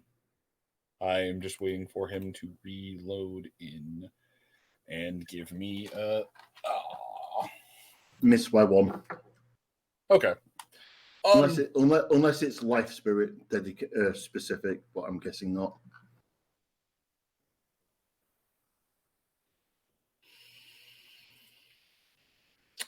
So, what you get from this, once you stick your head in there, it's hard to make out proper colors, proper shapes, proper forms. But what you get is this sensation of something that has been twisted, something that has been not corrupted so much, but something that has been warped, muted from its original form. You can sense that there was, at least at one point in time, the spark of something sapient in here, but that is long gone now. The minor connection it had with the earth mostly gone. You can tell that this thing is more animal than creature. Given the posture that it's sitting in, you've seen wild animals hunch down, eat similar. In fact, actually, the way it occasionally pokes its head up and looks is slightly reminiscent of Snuggles before the helmet. Mm-hmm. Okay. So corrupted but not mutated. So I'm presuming no. Mutated, not corrupted. Okay. Potatoes, precious. It's not very colorful. It's not very bright and vibrant in coat color or hair or mane or whatever that is.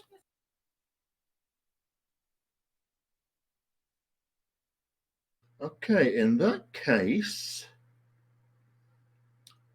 I'll withdraw myself from the room.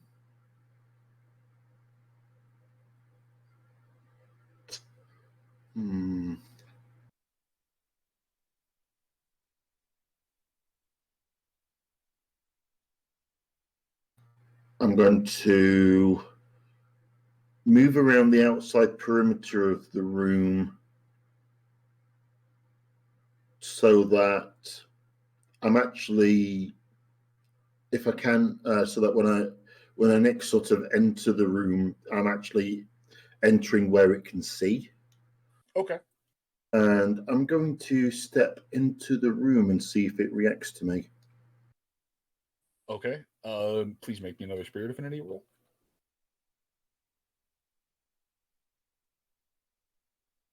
That is a success. As you move your spirit through the halls, going about things, there is a moment where you're not sure if it's responding to you, if it's responding to something else, or if it's just sheer serendipity. But it stops from what you can see now is, or at least make out the form of some of the fish from earlier. This thing looks up at you, and there are eyes that have been stripped of their intelligence, like it has been bled out of the creature. On the ends of its arms are what were at one point in time hands or paws, but at this point in time are essentially a series of knives growing out of its hand and growing out of its fingers. It's got its large and sloped posture. It's more animal than creature, and yet the entire time you stare at it, there is this uncanny feeling that in a different life this thing might have looked a lot like Buddy.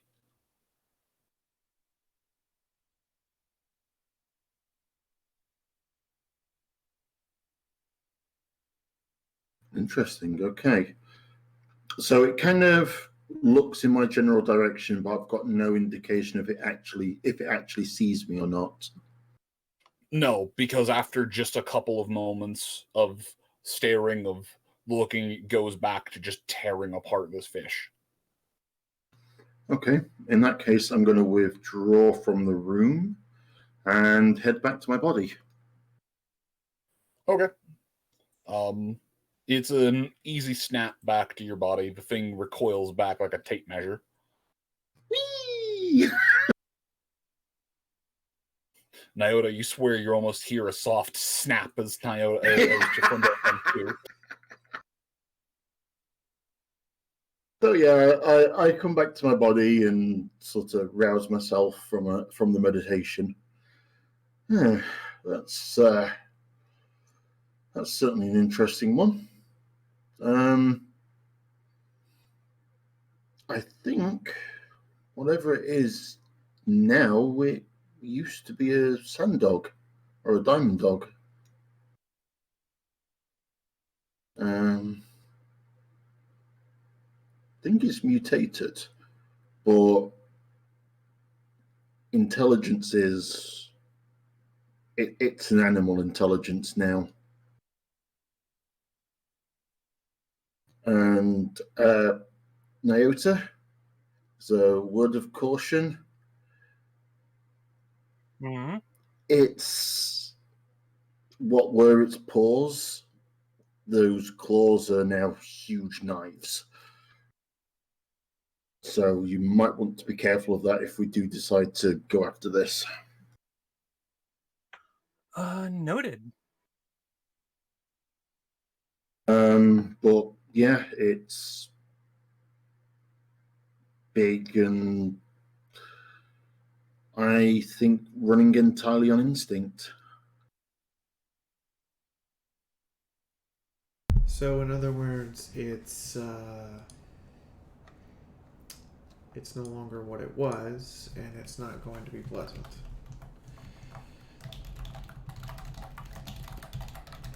If we decide to take this thing on, no, it's not going to be pleasant.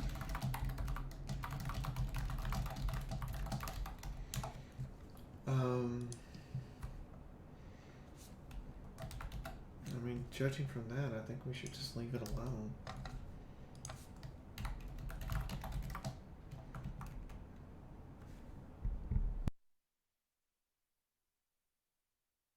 I'm sure the Philly Scouts would appreciate knowing what's going off here, but I mean, that's certainly something we can do.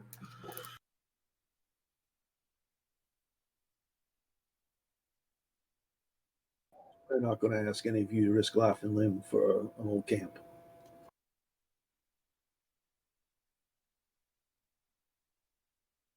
I mean, to be fair, you wouldn't need to. We'd do it willingly. I mean, again, it sounds like it just wants to be left alone, and I don't know. Like, if I was left in that state where I was less than intelligent, I don't think I'd want to be left that way.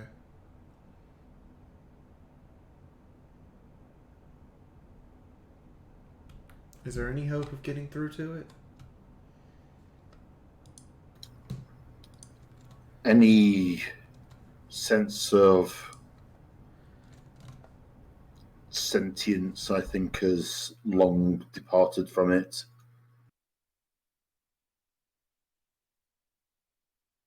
It is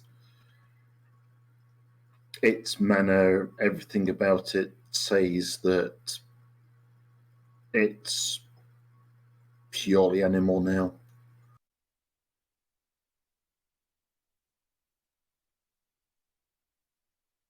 God fucking damn it, MT.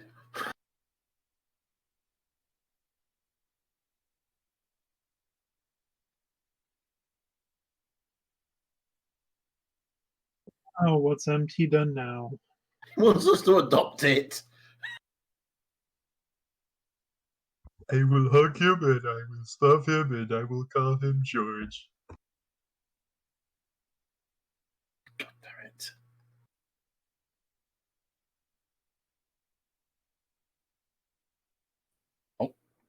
Are you going to retreat and wait for nightfall? Even Snips is saying no, bad MT. When even Snips has got enough common sense to say no, that's a bad idea. If we want to take this thing down, I'm down for it. If we wait till nightfall and we come up with a correct plan, we should be able to do it without too much risk.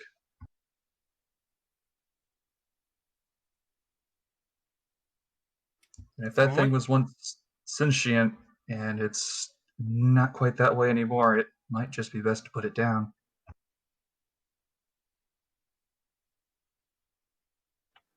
I mean, there is a certain level to mercy in this case, but at the same point, if what you're describing is correct, that's a bloody hellhound. I think yes, it could well be a hellhound.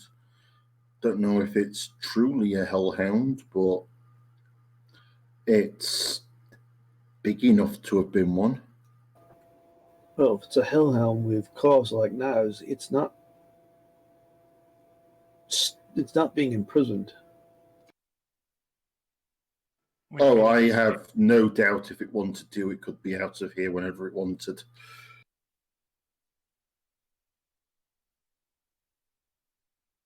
You know, that begs the question. Have we found any information about who was running this camp in the first place? Outside of just the Philly Scouts. I mean, like, who were the counselors? Who were the people on staff for the camp? Oh, Sealy, you have not found any administrative information, just the hearsay that you have from this and the little bits of information from Mina. In which case, then, I'm going to say, in character, perhaps we should check the other buildings before nightfall comes. I'd like to know who it is that we're dealing with. Scapola, Mina, do you know where that information would be? I kind of agree. We should find the administration building and see what we can find there. Yeah, if it's still here, it'd be in the administration building, but it may not be here. Mina, give me an int check, with a +2. No, don't give Von a bonus. Roll 20 always spits at him when he does that.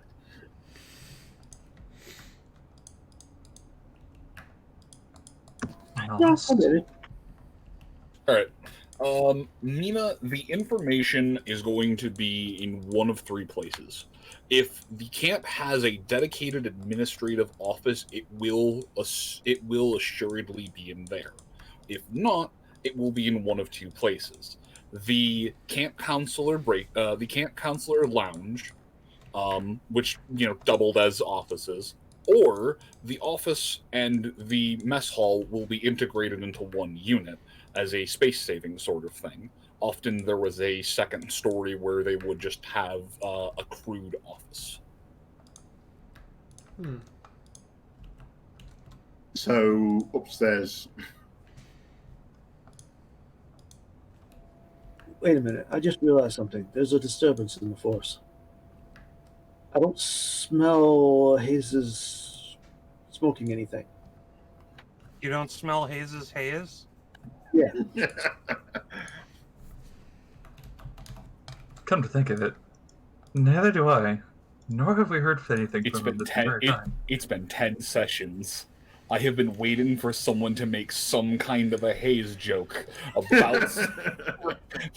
Thank you. So what you're saying is he was just here and now he's up in smoke?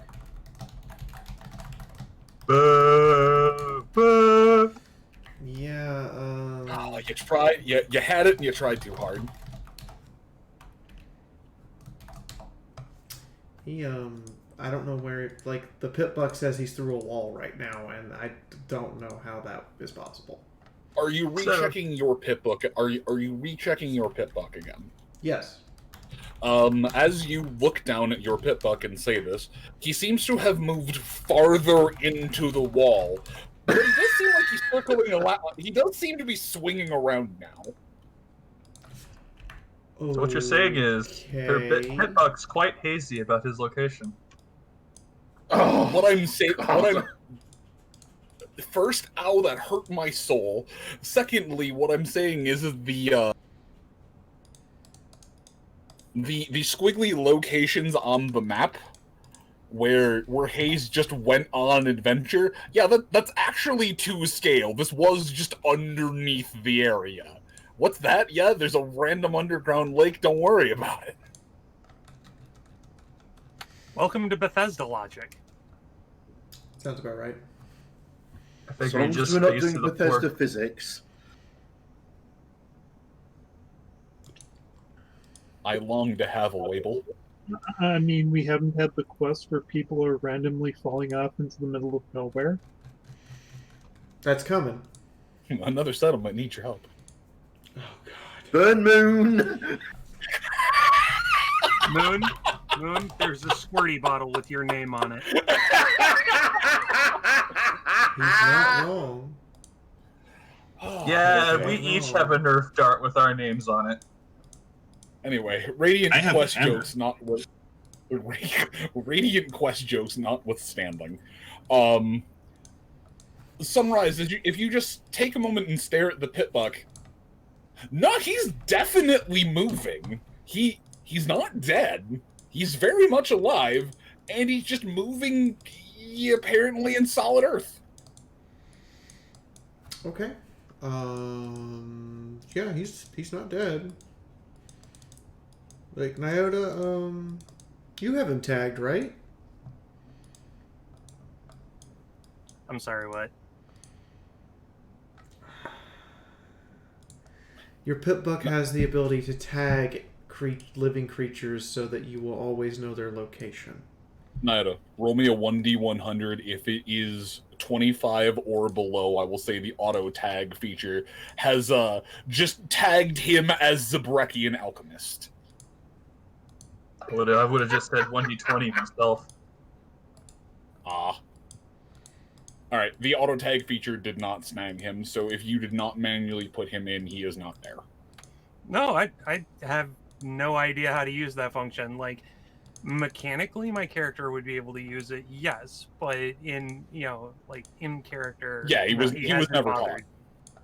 Remember, Nyota's understanding of pickbooks is hit it, and if that doesn't work, hit it harder. Look, for all I know, the pillow talk involves talking about technology. Okay, you know what? That's fair, love. So I will remind me when we're done here to teach you the proper Pitbuck function to be able to tag someone so you can always know where they're at. I mean, to be fair, I've already got everybody tagged that's important to me, so... How is Medicinal Haze, someone who's traveling with you, suddenly not important? Because when we tagged everybody that was important to me, it was you, Meech, Fundomina, and Alguaso. Fair. You know what? I'm just going to give you that one. That's entirely fair. Oh, and Quick Stitch.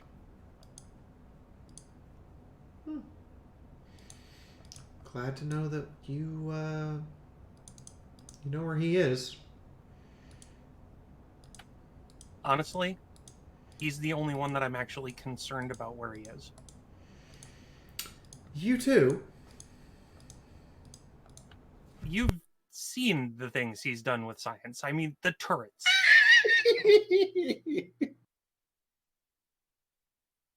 Like, I'm just waiting for the Wasteland to deal him one more bad hoof and for him to go completely Dr. Megalomaniacal.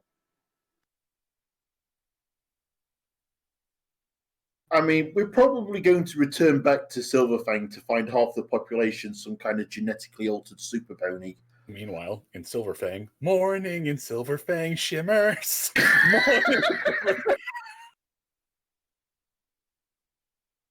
And I know for absolute. Oh God, dragon!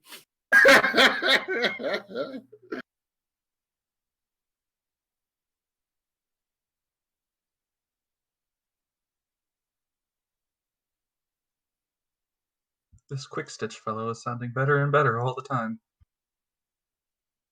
You have no idea.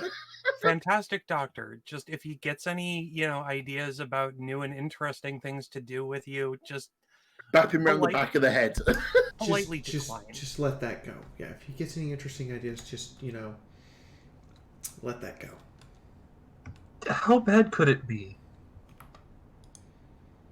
Yeah, when it comes to quick stitching good ideas out of character, do you know what it reminds me of? And anybody who's read the All Guardsmen Party, the scene where it says about when people start doing heretical things, the first course of action is to whack them around the back of the head until they start making sense The fact again. you had to ask that question. It wasn't really a proper question. It was just more along the lines of, really, how bad could he be? This is this is a stallion who has flowing princess hair. All right. Draconic demon-like bat wings. Okay. And his armor is permanently fused into him. I think it's actually biologically part of him. Yeah, I know. It's like if you cut off a piece of his armor plating, his body regenerates it as armor plating. Also, Sunrise, as you're describing, he has demon wing bat wings that come out. Use your pink in the back of your head on command. Oh yeah, the demon bat wings come out on command. He can hide them. All right, what's your point? You know that turret that is absolutely loaded with crazy, all the shotguns and things? He did that in a spare 5 minutes. He just kind of, you're not about to tell me, oh my god, you're about to tell me he did that. I got you. All right. He could possibly be that bad, but surely he's not that bad. He's been alone, he's been left to his own devices for weeks now. And you let him live. Of course I let him live. Family. He's just too good a doctor not to. It's not just he's too good a doctor, it's that he is genuinely a decent pony. Well, I mean, there's also the fact that I think in a fight of Quick Stitch versus the entire party, my money's still on Quick Stitch. But, Nyota, I think we should just permanently worry about every single medic we ever get. Oh, and another one. He has a dart gun loaded with lust poison. Now I'm concerned. In all defense, I made that for him, so. Less concerned, still concerned. I want to beat this pony. I mean, what's there to be concerned about with A's?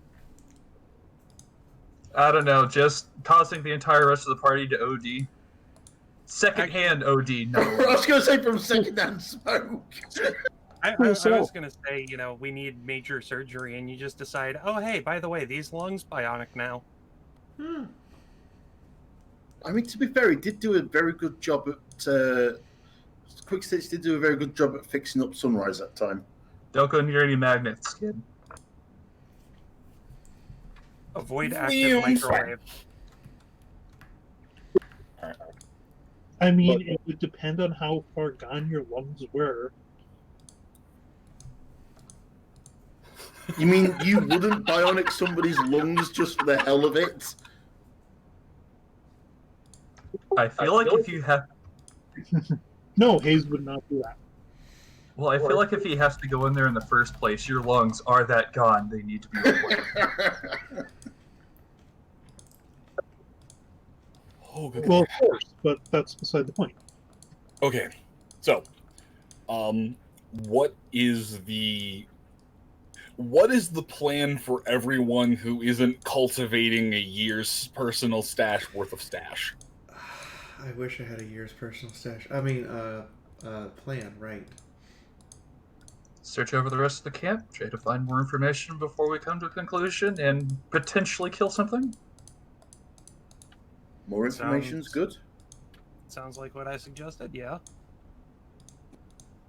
Check the plumbing in Silverfang, then check the plumbing on the Eldritch Wives. Alright, that's plan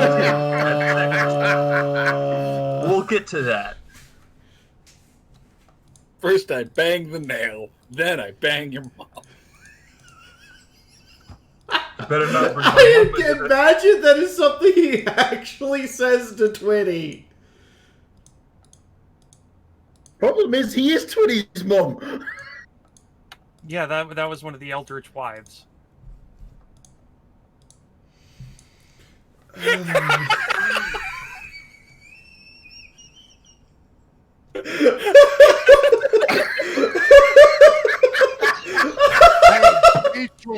How terrible you ponies are. Oh, good God. You know they've said that to you at least twice. Every day. There's two of them. Each of them said it. Come on. Good point. Good point. Every day, I only have 4 questions. Every day we drift further and further away from the grace, from Celestia's grace, and we're okay with it. Did you think I was going to say gods? What did you think I was going to say? We're on a rogue planet hurtling through the dark void of the universe. Let's have a party. And we're just screaming to go faster. You've fallen out of Celestia's grace, and Luna's lost you. Oh, all right. Forget the campaign. I have more questions about the party lore. Once we get that squared away, then we'll talk about the lore Moon has in store. That's fair. That's 100% fair. All also, right. What the fuck is that URL, Twitch?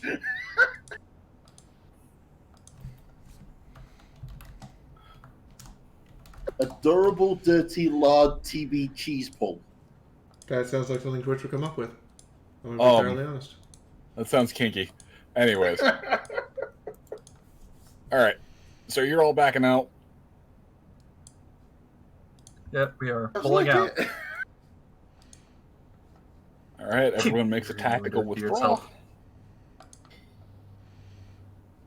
Alright. And as the lot of you make your way back to the surface, back out of the transport tunnel, everyone give me a perception check.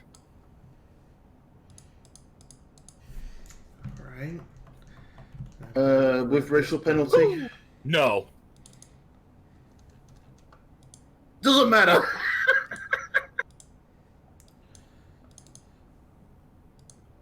Well, I think we're all in agreement. We're going to go search the staff or administration building. Okay, so everyone but Chifunda was immediately aware of where Medicinal Haze is.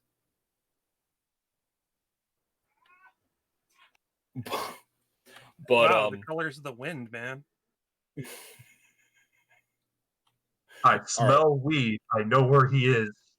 As you make your way back out into the sun, out into the graces, aside from being aware of where aside of being aware of where Medicinal is, you're able to take in that that building that you just came out, that you were just in, is definitely the mess hall. Given its proximity to the other cabins and everything, yeah. Mina, specifically, give me a perception check. All right, actually, you passed with 3 out of 8. I'm just gonna let that roll.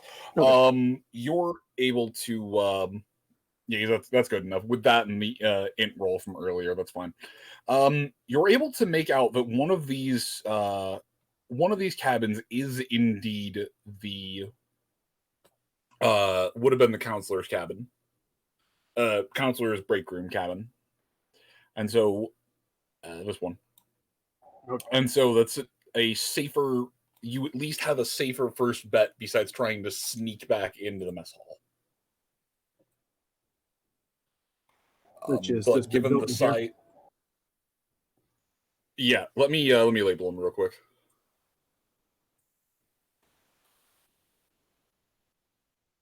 And let me make it larger than 16-point font.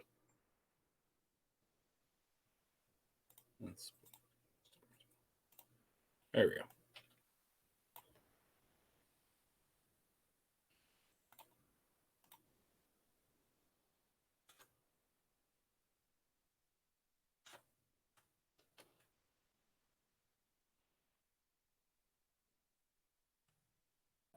All right.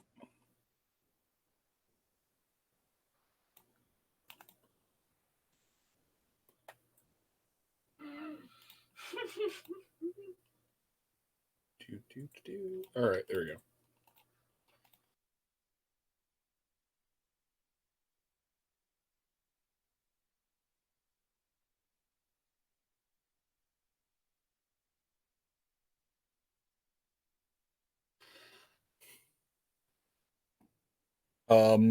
Mina, you could also tell that there appears to have been some kind of admin building, or at least some other kind of cabin, but time and the elements and a tree that fell have all but rendered it moot. Well, then it'd be pointless to search that one. We'll try and find the staff break room and see if there's anything there.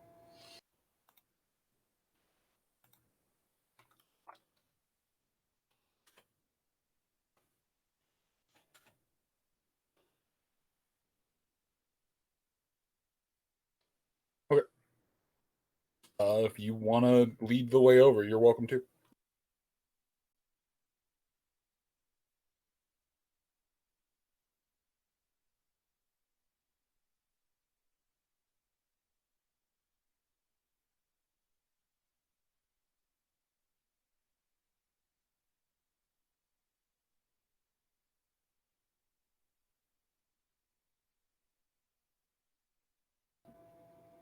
Yeah, this would probably be the best place to start. The other buildings kind of destroyed would be the more likely, or maybe likely, but after being destroyed, I don't think there's going to be much left.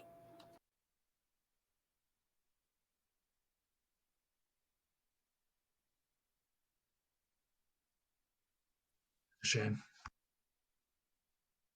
All right, who is going in first?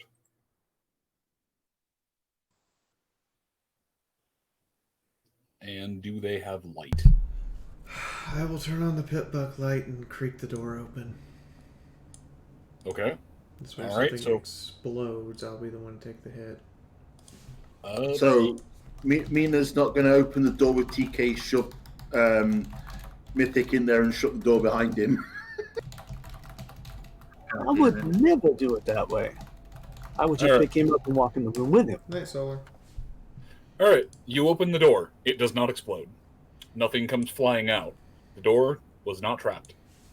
Nor was it locked. Pit buck light around and see what I see.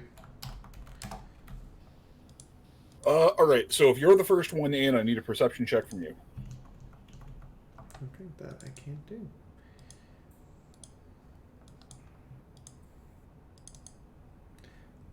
Fail. Okay. What you're able to see isn't really anything out of the ordinary. It's nothing that you would not be expecting. It's about the size of a small apartment. There's a little living room, kitchenette area, some, kind of main gathering area where counselors would be able to come in and just hop on a couch. There's a couple of refrigerators, although it's not really sure why they would need two when there was a dedicated mess hall. I know why they need to. Yeah. Passing the way back, there's a hallway that likely branches out into a couple of other doors with a door at the end of the hall. There, at least from this initial glance, there does not appear to be a set of stairs up.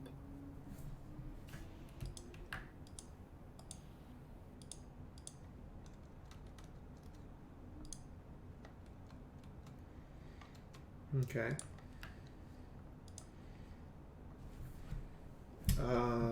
This is a 2-story building, right? This one?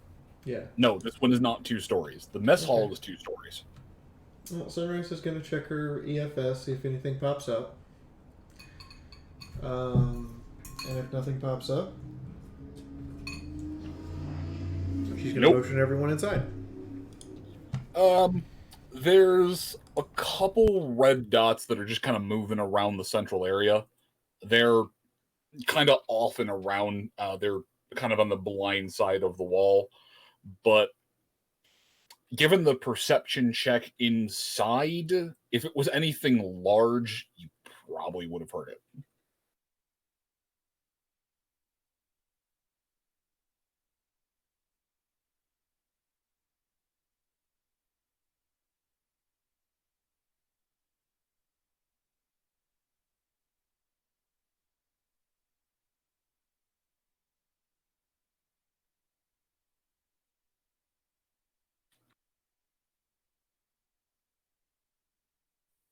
All right.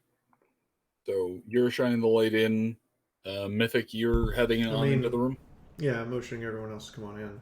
Okay, that's fine. I'm just... Alright. Mythic, give me a perception check as you walk in the room. And of course, I turn on light. Tap light, not sunlight. Okay. So it's I illuminate this room, not turn night into day.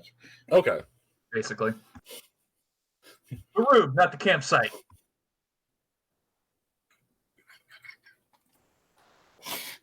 I don't think the fact that you're capable of pulling off solar flare is going to get old anytime soon. I really am fully expecting him one day just to say, I put my hooves up to my horn and scream solar flare. Solar flare!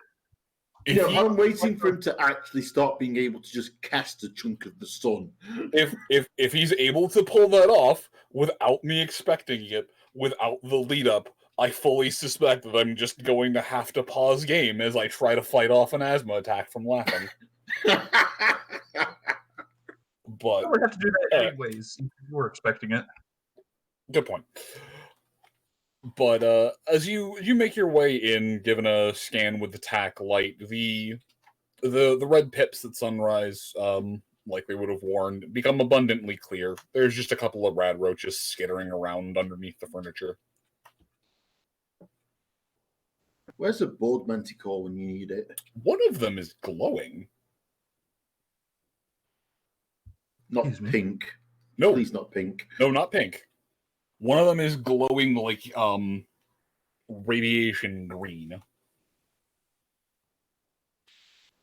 Is it actually alive, or is it like a glowing one ghoul of the red roach world? No, it is alive.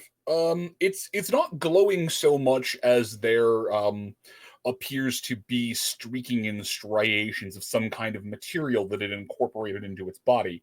And it definitely has a sickly color to it, but no, it's very much alive. So, the scene. Red roaches, one of them's glowing. I might have missed half of it.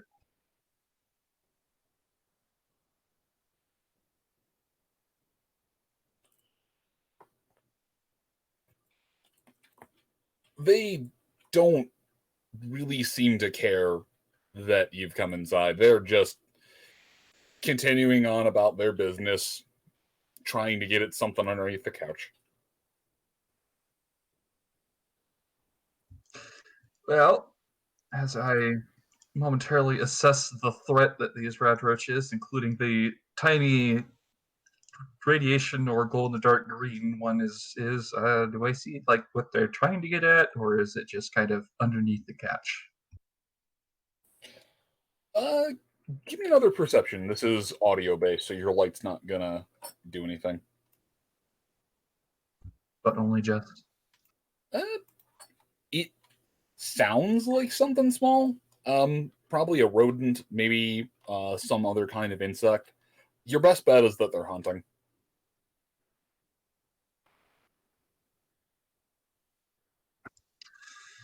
To gain karma, or to, you know what? I could probably kill these red roaches. Can I just kind of fork stab them with a sword? Are you capable of doing more than more? I think it's 30 damage. Yeah, are you capable of doing more than 30 damage in a single hit? Hang on, let me look at my. Oh yeah, no, I deal twice that. Okay, don't bother rolling. If you're going to go for glowy, I will need you to roll on him, but Glowy goes down first. Okay, roll for Glowy. Just roll the hit.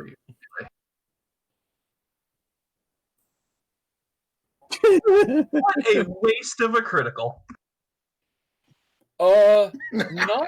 No, actually, you okay, where do you just aim to stab the thing and make it quick?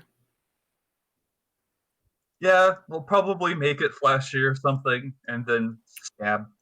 And Mythic stabs the first ever named rat roach in this game. All right.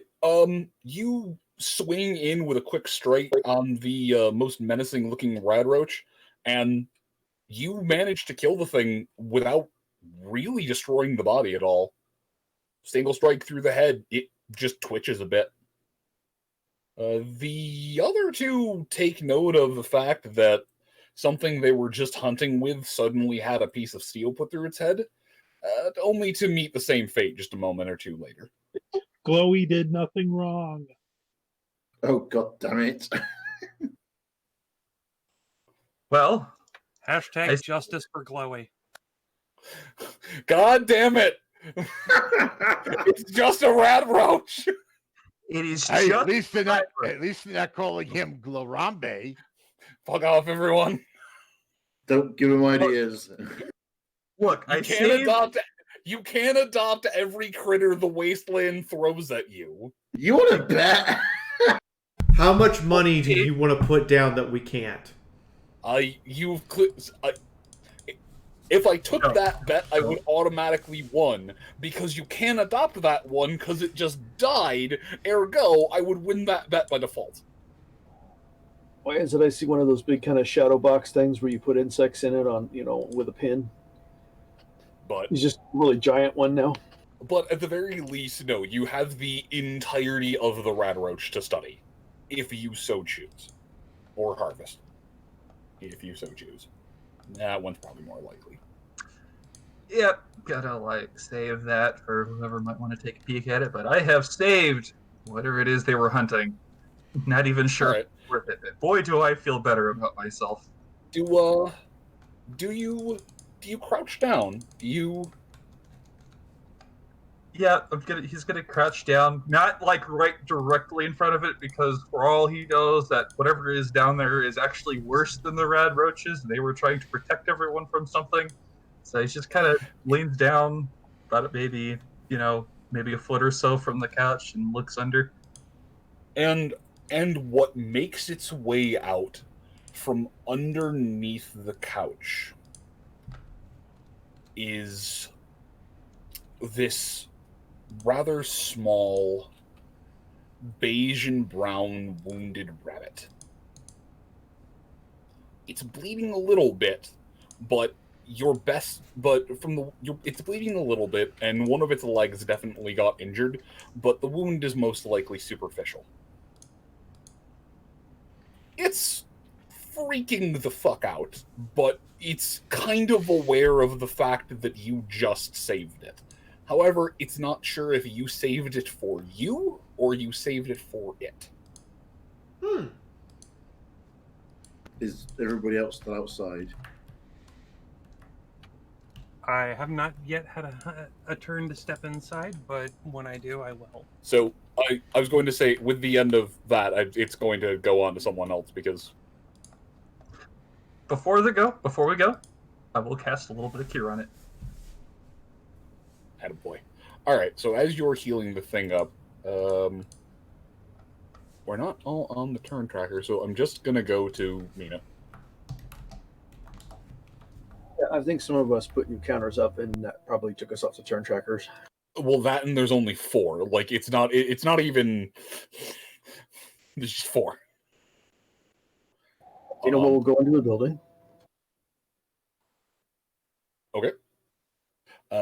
Inside there are the, recently corpseified rad roaches and what appears to be Mythic slowly healing, and the hell just dropped. Here we lose. 1, 2, 3. Quick stitch? That's okay. Yes. So we have everyone. All right, cool. you see Mythic just coaxing a small rabbit, or a small beige and brown rabbit, out from underneath the the couch. Is it a rabbit or a rat? It is a rabbit. Ah, okay. He 'cause I was said getting ready. rabbit. It's a beige and brown bunny. Cool. Aw, bun. Not rabbit colored. It is not rabbit colored. Swear to God, my fascination with rabbits a bling moon.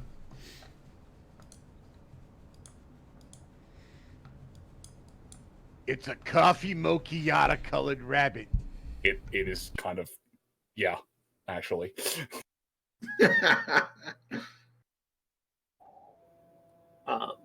I absolutely didn't look at my coffee and go, yeah, that's rabbit colored. We'll avoid the glowy green one because we don't need that extra energy in the morning, but we'll grab up some of the other rad roaches because I know some ponies around here actually like to eat that. So, well, you'd be able to tell on a quick glance that Mythic made very dedicated and pointed work of these. You can harvest basically the entire thing. okay, we won't. I mean, we won't bring this up to sunrise. We'll just kind of tuck them away for later. That sounds like a plan. As you know, she's all but in the line of sight of you, just just casually stowing rat roaches. Next morning's pancakes will not taste like radroach at all. The only meat that she's ever eaten is bacon, and you know that. It wouldn't be meat, you make it taste like powder. bacon. Chifundo, Mima makes her way in. It's kind of moving around. You'd be able to make your way in after her. All right. Chifundo will carefully approach the rabbit and sort of take a closer look at it, see if he can try and read its body language. It's terrified. It's grateful, but it's terrified. It's feeling better after the healing magic, but it's still definitely sore. Its posture shifts between grateful and terrified.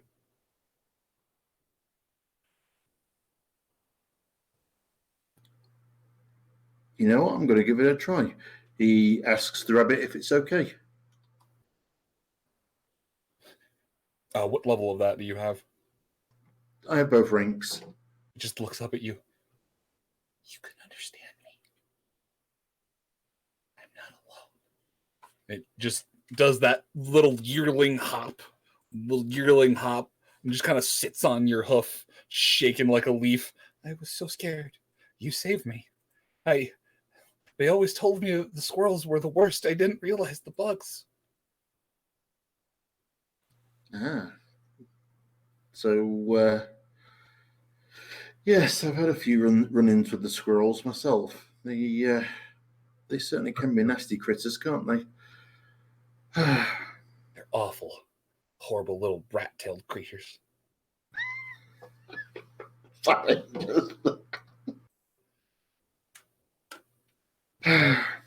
But you're okay now. Yes, I should have followed the advice of my kin clan. I should not have left the burrows, but there's so much to explore on the surface. There certainly is. Would you happen to know of a bunny by the name of Boda?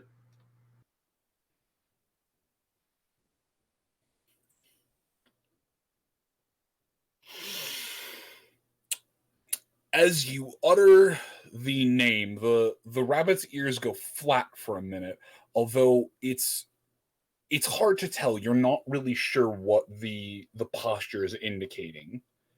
Because it's not the terrified ears flat. And the small trembling voice just responds, "Did you say Boda?" Yes, I did. There isn't a rabbit alive who doesn't know that name.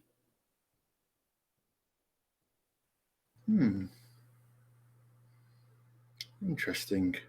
He's of the lion paw. He's of the lion mane. He's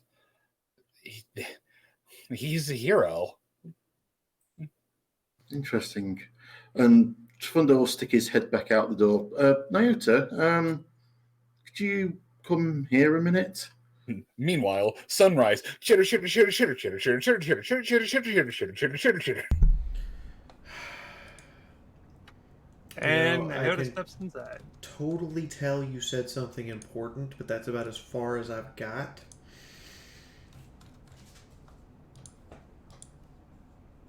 Do you... Like, you could make out the words Boda pet and or like Boda, and that's about all. Sort of Chifundo will sort of gently run his hoof across sort of the rabbit reassuringly. Nyota, do you still have your extra guest riding with you? I mean, he's been awful quiet the last couple of days. I wonder if he could find out more what our friend here was doing around here and what we might be able to do to help, or if your guest might be able to find out something useful from our friend here. I mean, I'll do my best, and I take a look at the rabbit. It's a small little beige and brown yearling. Looks like it had been roughed up a bit by the rad roaches, but it's clearly been recently healed. It's still got the little nub ears, but it's, definitely old enough to function on its own. It looks up at you with anticipation, chittering its little nose and whiskers. I have absolutely no idea what they're saying. And as you're staring at this rabbit, you feel something stir in the back of your head. You feel something kind of hop towards the forefront of your mind. And there's the buck of the hour. And then you're a bit more prevalent as this conversation. Your mouth is moving, but you're not actually the one saying the words.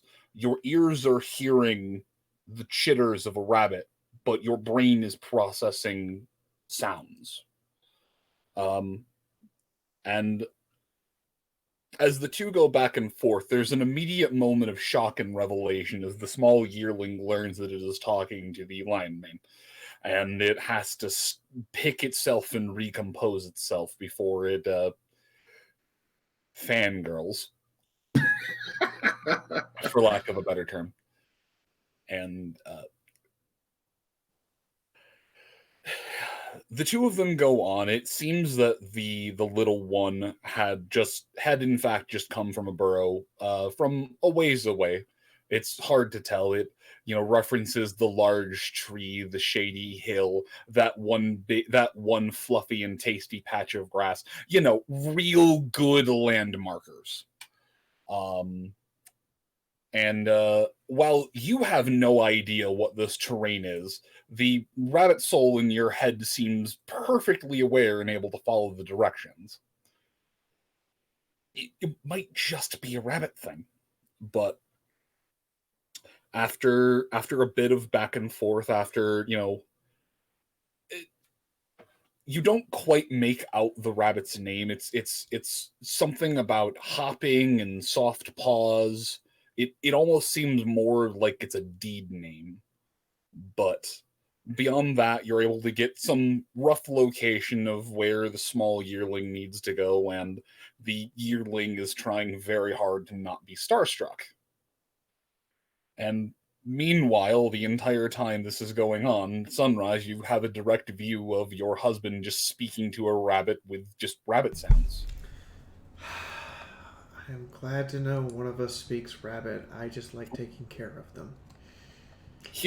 No, here's the part that I really need to stress. You are not hearing the wild wasteland sound this entire time. Oh no, I got that. Okay, I just wanted to stress that. I got that. And for a moment, I will wrest control away for just the chance to say, yeah, I have absolutely no idea what's coming out of my mouth.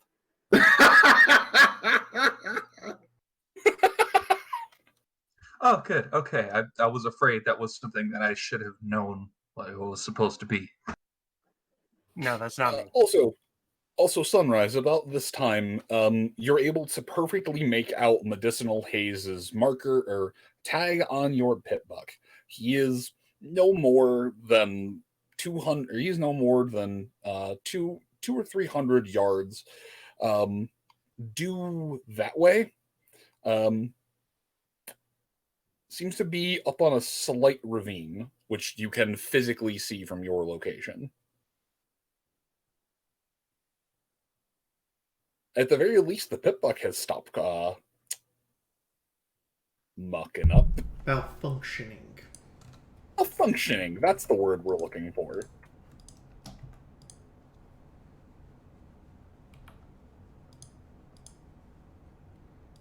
Malfunctioning. So, Hayes, did you find anything interesting up there?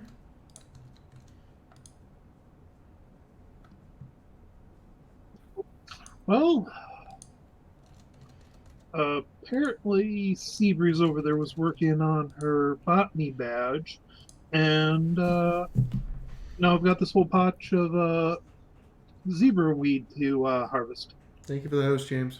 I'm trying to get the sound over here on Streamlabs to work again because it hasn't been working for like 2 hours.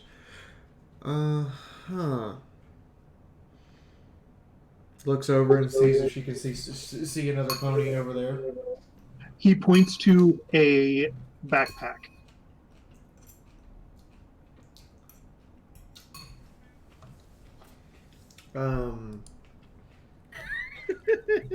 Medicinal haze? Yeah? That's a backpack. Well, her bones are inside it. That's it.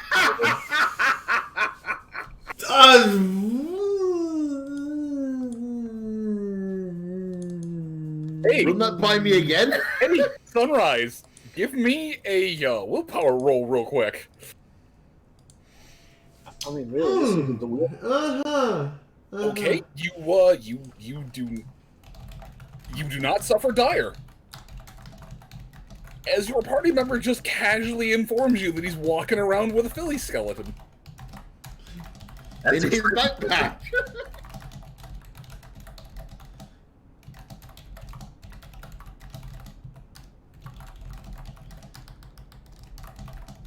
So you're just casually talking to her ghost. Ghost, hallucination? I don't know for sure. You know what? You know what? That's fair.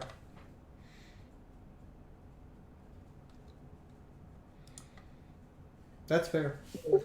You have weird friends, Mister. Yeah. I've met worse.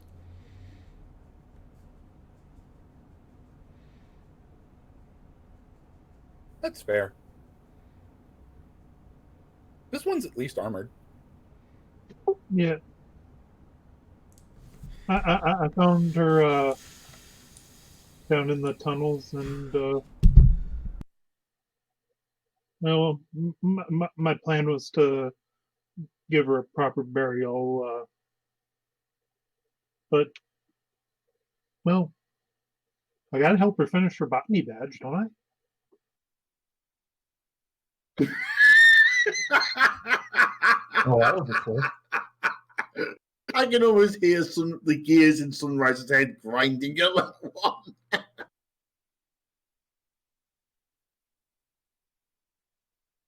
Should I be You know what, concerned? Medicinal Haze? You know what? You're okay. Thank you. just when you thought you were done with the Philly Scouts, they bring you back in. No, he's legitimately okay in my book.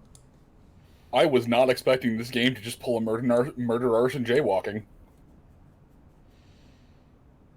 I can respect that. Wholeheartedly. You're okay.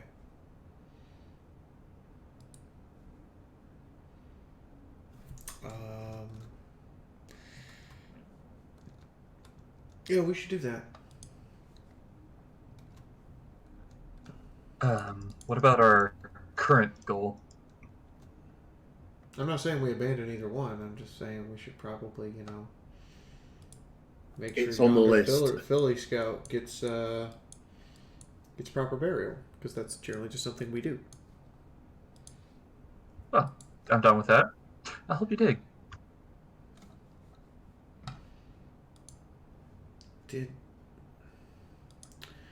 I want to verify he just said, "I'll help you dig." He did. I mean, we're burying her, right? You need to dig a hole, right?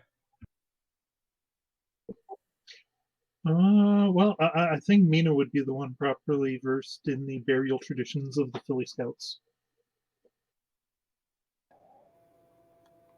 Well, we need a big ship with tall sails, and we need a dock to put it with. Oh no, sorry, that was Vikings. Never mind. Well, coincidentally, there are a couple of pontoon boats and a lake.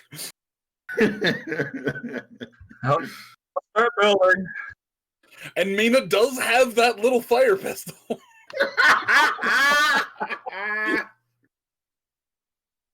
Moon's desperate to get rid of that before we fight the hellhound. You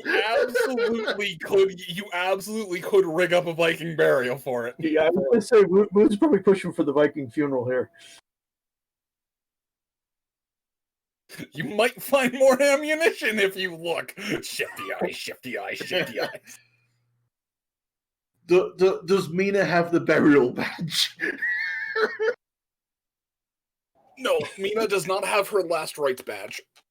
If I don't have a burial badge after roofed up, you know what? You're right. I'm sorry. You absolutely would have your last rites badge. She just doesn't have her Viking burial badge. But is Seabreeze Scandahuvian? Who would not want a Viking burial? Okay, so Moon, that was fantastic, by the way. Yes. Before we get too much further, exactly how much green herb and blue herb have or are we able to harvest?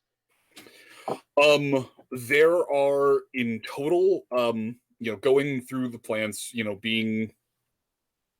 Are you trying to be sparing?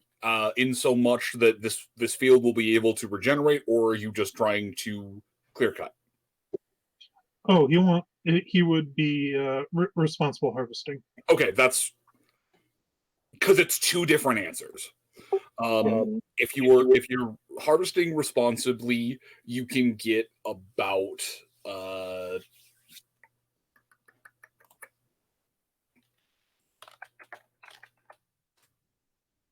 you can get 5 blue herbs.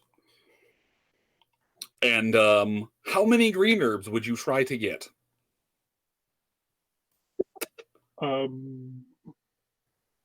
It's a small, garden plot. You can easily get 20 without trying. This has been growing wild for over 100 years.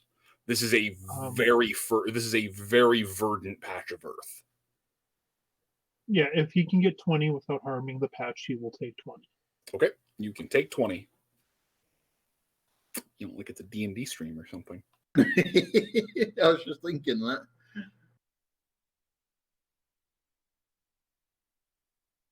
It's totally not. We're going to pretend it is.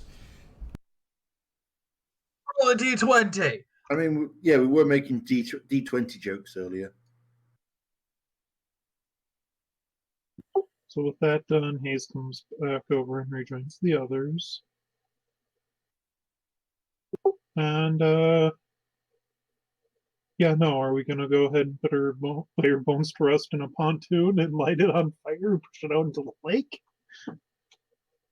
or are we just gonna bury her by her garden plot? For the record, I am extremely okay with either of those things. Bias. It would. It would. I You just think, hear in the back. Go ahead, keep talking. I'll just type in Hayes. I think we should take some of her garden, sew a gardening merit badge onto a Philly Scout sash for her, and light her on fire as we push her out to the lake with the biggest, I guess you would say, zebra blunt turned into a canoe turned into a zebra blunt that's ever been made. I mean, I could have sworn the sashes were enchanted to appear. You know, the merit badges appear as you earn them. They do. They do, but I don't think it lets you earn any more after you're dead. But she's clearly earned hers.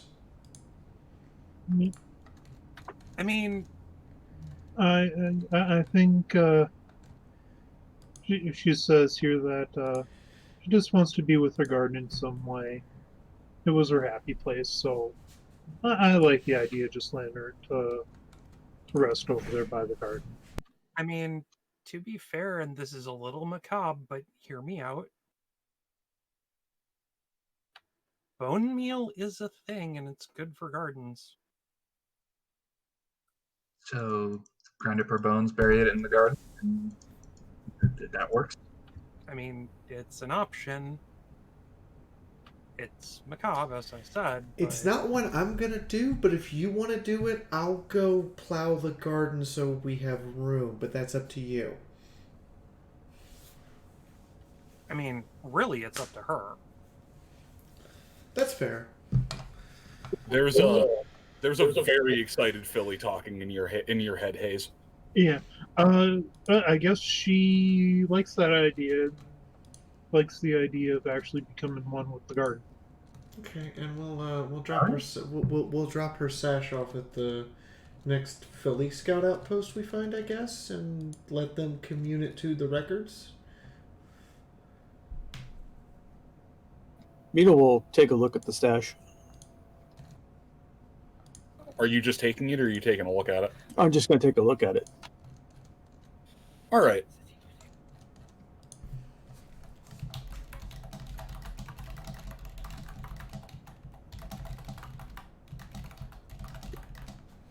Meanwhile, Hayes is gonna just go ahead and start grinding up her bones into bone meal. Hey Moon, did we get a name for her? Yes. Well, if you would ask Hayes, he has her name. Hey Hayes, what's her name? Seabreeze, Troop 235.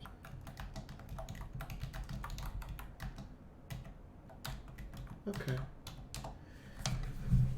Sunrise goes over and starts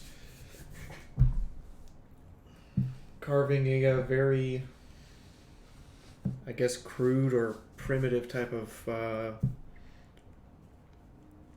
like I say, a cross. I'm going to say something more like, I guess they would use a burial sun? A standard grave marker, a large, pretty rock. You can use you can go with basically. Right, but what I'm saying is, they obviously wouldn't use like a Christian cross. They'd probably use like a stick with a sun on it. Or stick with a sun, stick with a moon, yeah. Sun and moon, some kind of equestrian symbol. Yeah, it would not be a cross, but it would. I mean, it might even just be a standard gravestone. Because those are pretty ubiquitous. Perfect of the sun and moon is something less likely. Or whatever nebulous symbology Faust is here. Right. She'll like carve it, and she'll write across the middle base. Here lies Seabreeze with her garden. May it forever grow bountifully. and just kind of nail it into the ground near her garden. Okay. Every one of you, gets 5 karma. Hayes, you get 15 because you are doing the hardest part. Actually, also, she would ask you to leave. She would also ask you to leave the skull intact. Okay. Yeah, no, he would leave the skull intact. Hey, Moon. Yes, Mina. Oh, go ahead, Mina. Does he have the cap, her cap? Yeah, the beret would have been with it. Okay, then we'll put that on the top of the stick with the emblem, the Philly Scout emblem.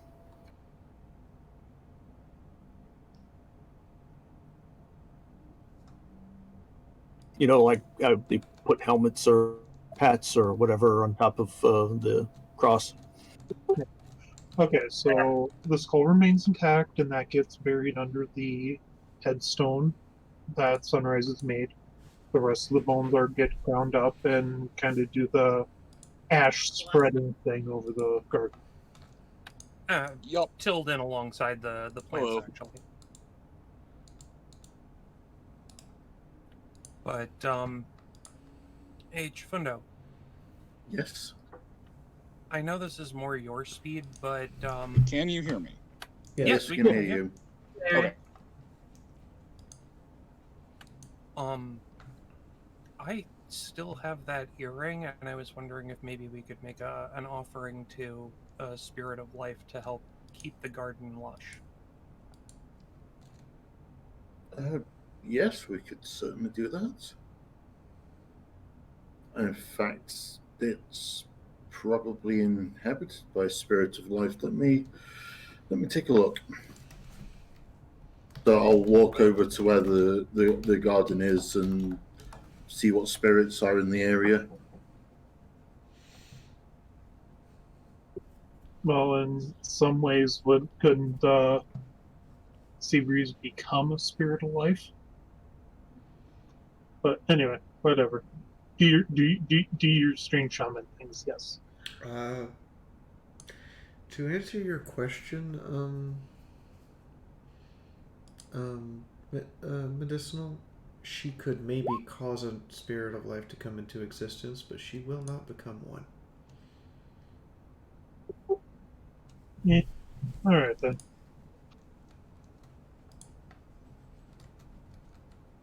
I just, So- I know from personal experience with my dad what it's like for them just to hold on. So if we can move them along, that I will think be we better. lost Moon again. Yeah, we did. That's why I'm buying for time. I just, I know what it's like for, I knew what it was like for my dad to hold on between life and death for a very long time, and I don't want them to have to sit there and endure that. So if we can help her move on, that would be better. All right. I'm both proud of him in a way and utterly miffed in another, because I don't think I would wish that on my worst enemy. Also, those crows had a mean peck. I mean, I would, but there's only one person I'd wish that on. You still have a spitefulness about you. No, you think? That she deserves it.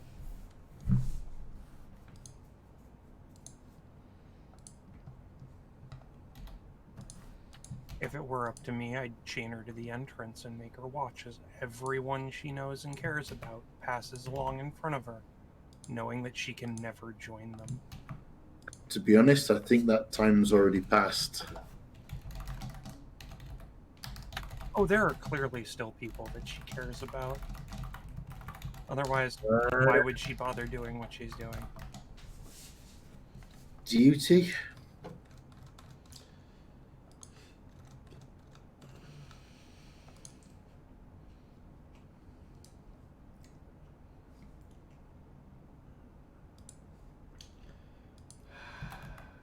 Yeah.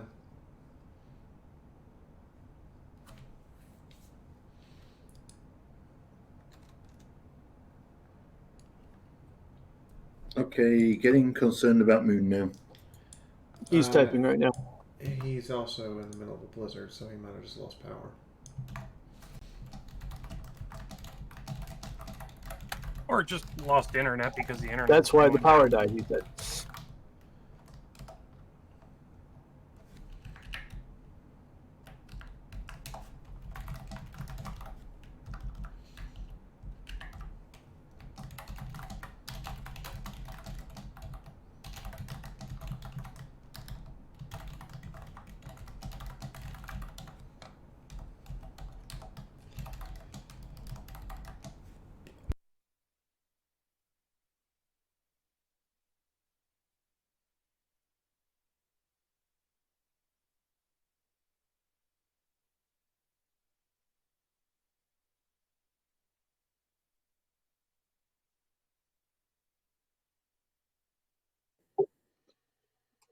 Well, I personally am okay with calling it a night here, since Moon seems to be out of power. And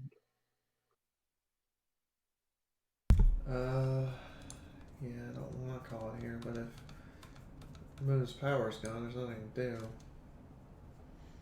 Yeah, to be completely fair, if Moon's power is down, then it's highly unlikely that he's going to be back in call anytime real soon.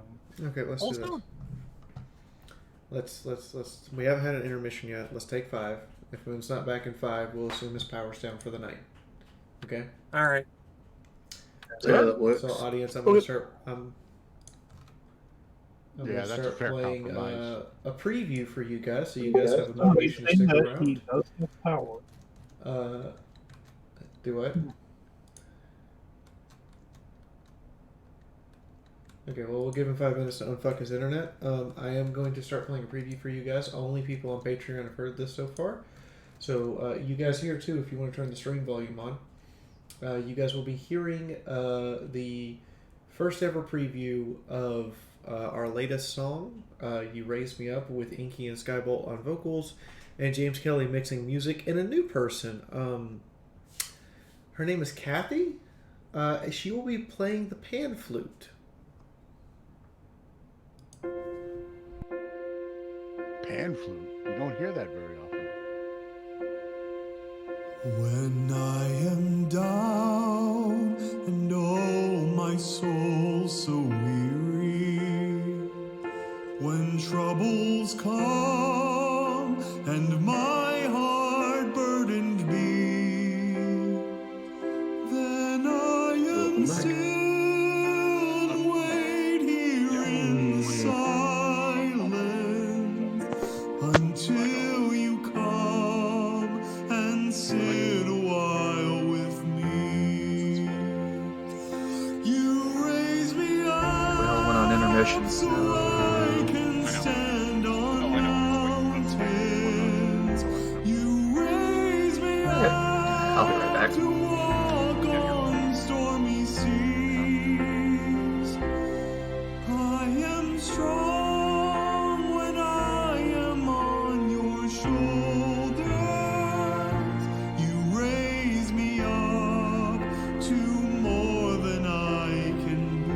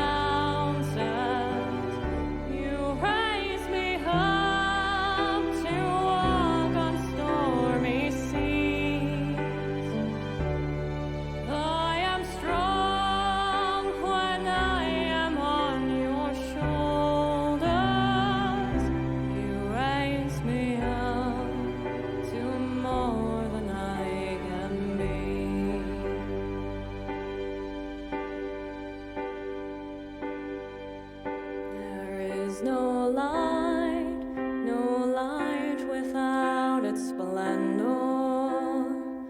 Each restless heart beats in harmony.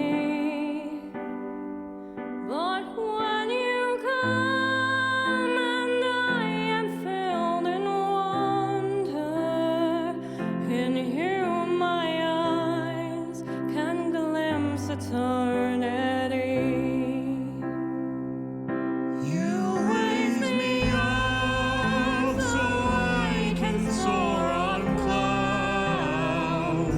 You raise me up to run on open plains. I am strong when I am on your shoulders. You raise me up to more than I can be.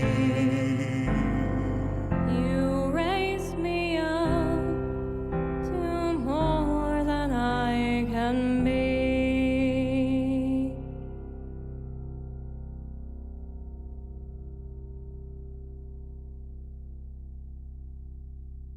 Alright, and that was Inky and Skybolt, guys.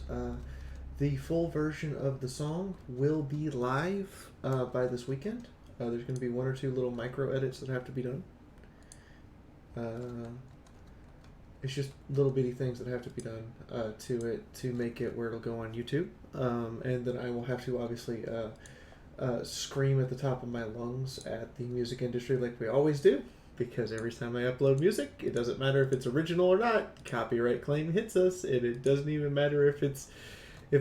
I've had freaking music claims against our music videos that aren't even the right genre, much less the right song.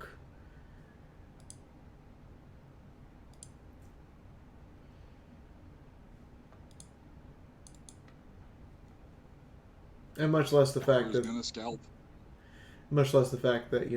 everything we do is original, or if it's a cover, we label it as a cover, and we make sure to change the instruments involved. I'm back. Anyway, Moon, are you internet dead? No. Well, I was telling Mythic, but you had stepped away. My internet was back. My power just cycled. There's like. So I'm back. I'm largely just waiting for my computer so that I can do Roll20, but when I. As long as y'all don't have to roll any dice, which if I do, I think. Yeah, he keeps getting intermittently cut off.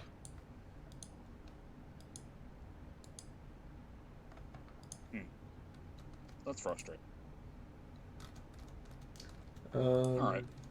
Do you want to keep going, or do you think that it's gonna not stay stable? No, I don't suspect that it will go out again. Okay. But you're cutting in and out here as you're talking too.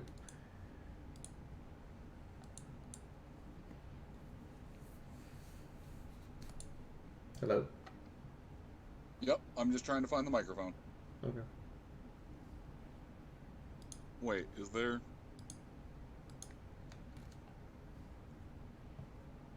Oh, that would be why. I thought it was integrated. It's not. I was talking too far away from the speaker.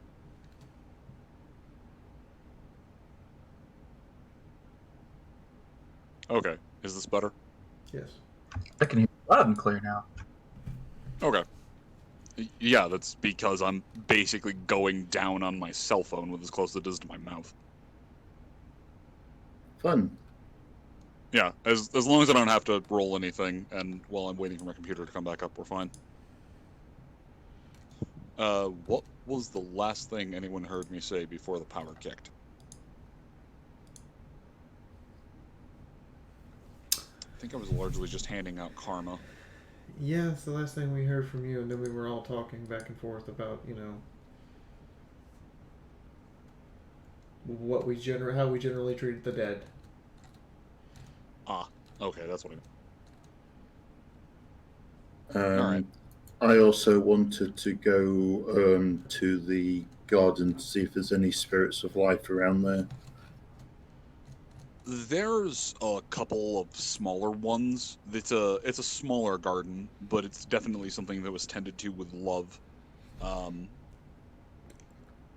There's actually quite a few smaller spirits of nature in this place, not life. Sorry, that's what I meant. Yeah. Yeah, there's quite a few smaller nature spirits here. They seem drawn to the place. Cool.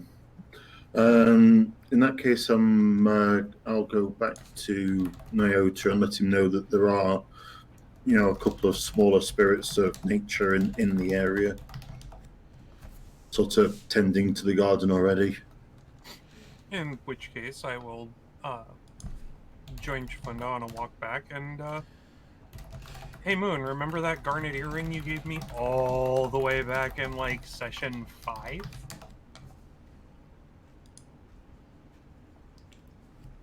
Where did you get? I swear to God, he's going through his GM notes right now at the speed of thought. It was actually a pair, and Chivundo and I split it. Remember? Yeah, I remember it was a pair. Yeah. I remember it was a pair. You got those from Waffles, didn't you? Or was that the session after it? No, we got them from Waffles. I scrolled all the way back to session 5 notes and looked. Because I have my notes. Holy crap, I was right!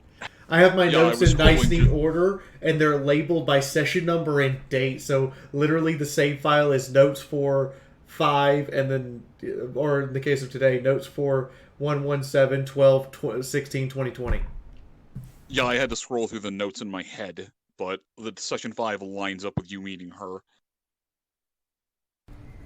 Yeah, good job. Okay, so the garnet earrings, what are you planning to do? I was just planning on using the garnet earring as an offering to make sure that one of them stays and tends to the garden.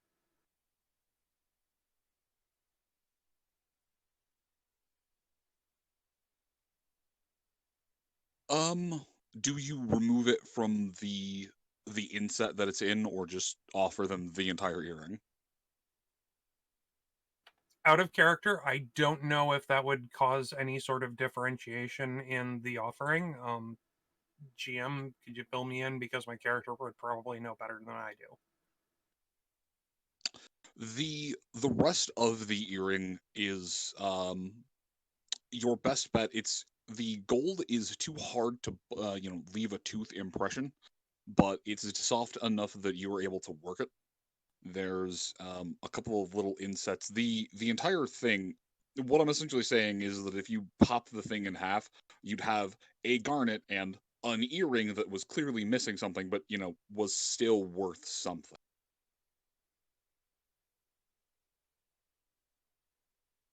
It's either just garnet or garnet plus, essentially. I have no need for earrings, and I don't know that anybody else in the party has pierced ears, so I would make the offering of the entire earring. Okay.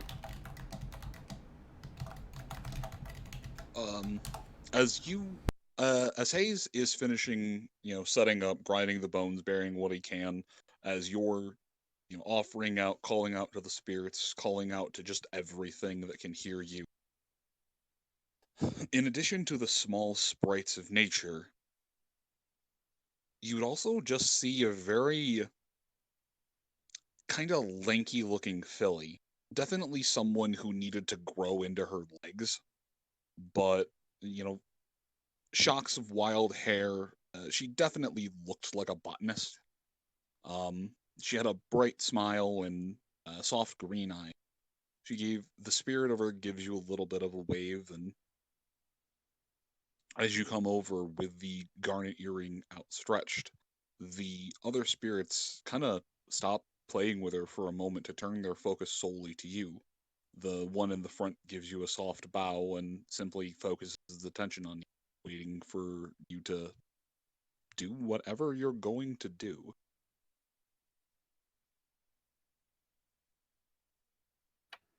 This is by no means a permanent binding. It would be just a simple request of the spirit that chooses to take my offer to visit this place and make sure that it is tended, that the weeds are politely moved somewhere else, and that these plants are allowed to grow to their fullest capacity without any interference. Barring, of course, somebody coming along and destroying the garden, but to the best of their abilities to grow.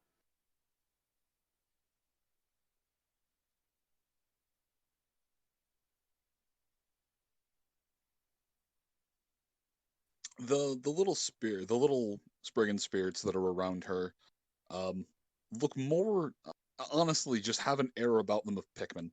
They're just small. They're there to help. They're there to do good. And the four of them that were currently around her all make their way towards you. Each of them put out it's a sort of spiritual hoof, but each of them put out an extension onto the garnet, onto the earring. And it breaks into 4 pieces. Each of them takes a shard, disappears from sight. You can tell that they're smiling at you, although you're not 100% sure why. The lead one turns itself to you, and in a voice that sounds like the wind through the trees, it smiles. We would be glad to help and continue looking after this grove, after one of the few places in the land that has not been blighted, is not poisoned, tainted. We would happily continue to look after this grove and after its original.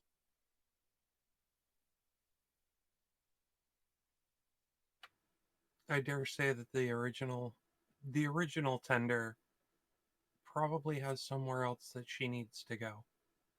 But it's good to know that this place will be looked after.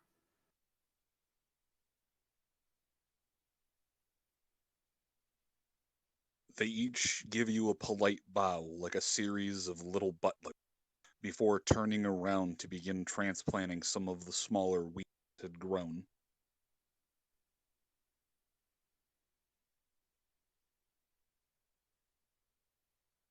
Because there goes Moon again. Oh yeah. I just switched over to the computer.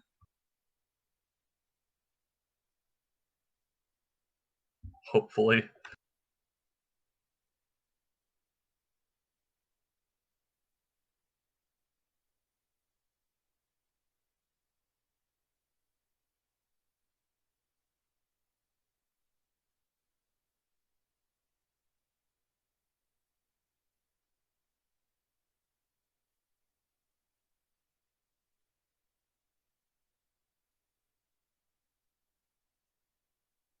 Welcome back. Okay, now I am properly back. Sorry about that. No worries. I was just about to say, because even though they're weeds, they still have a right to life. Yep. After about, and sorry about the cutting in and out there. After about 15 or so minutes of the spirits just kind of going ham on this garden and really putting in their all, the garden looks a little bit more verdant, and off to the side there is a small container of the weeds that have been transplanted into a small little weed garden. And actually, Nyota, give me a survival check.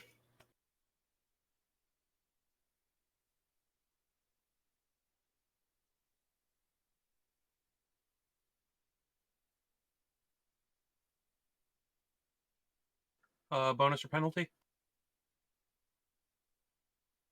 No, just flat survival.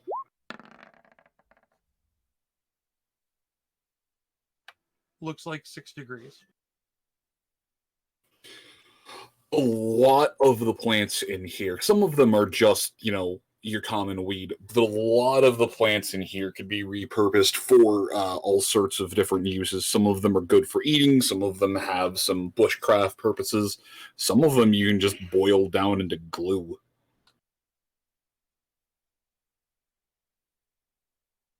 You know what? For the remainder of the afternoon, I'm going to spend time going through the weeds, as Mythic or Medicinal has already gone through and harvested the green herbs to make sure that they're still healthy.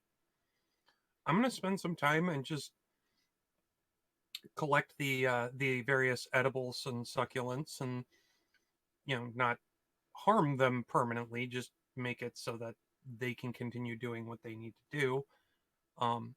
Also, while collecting a couple of the other plants and maybe making use of them to create base materials. Okay. Yeah, I'll get back to you on some of what you find, but yeah, you just spend the afternoon harvesting plants.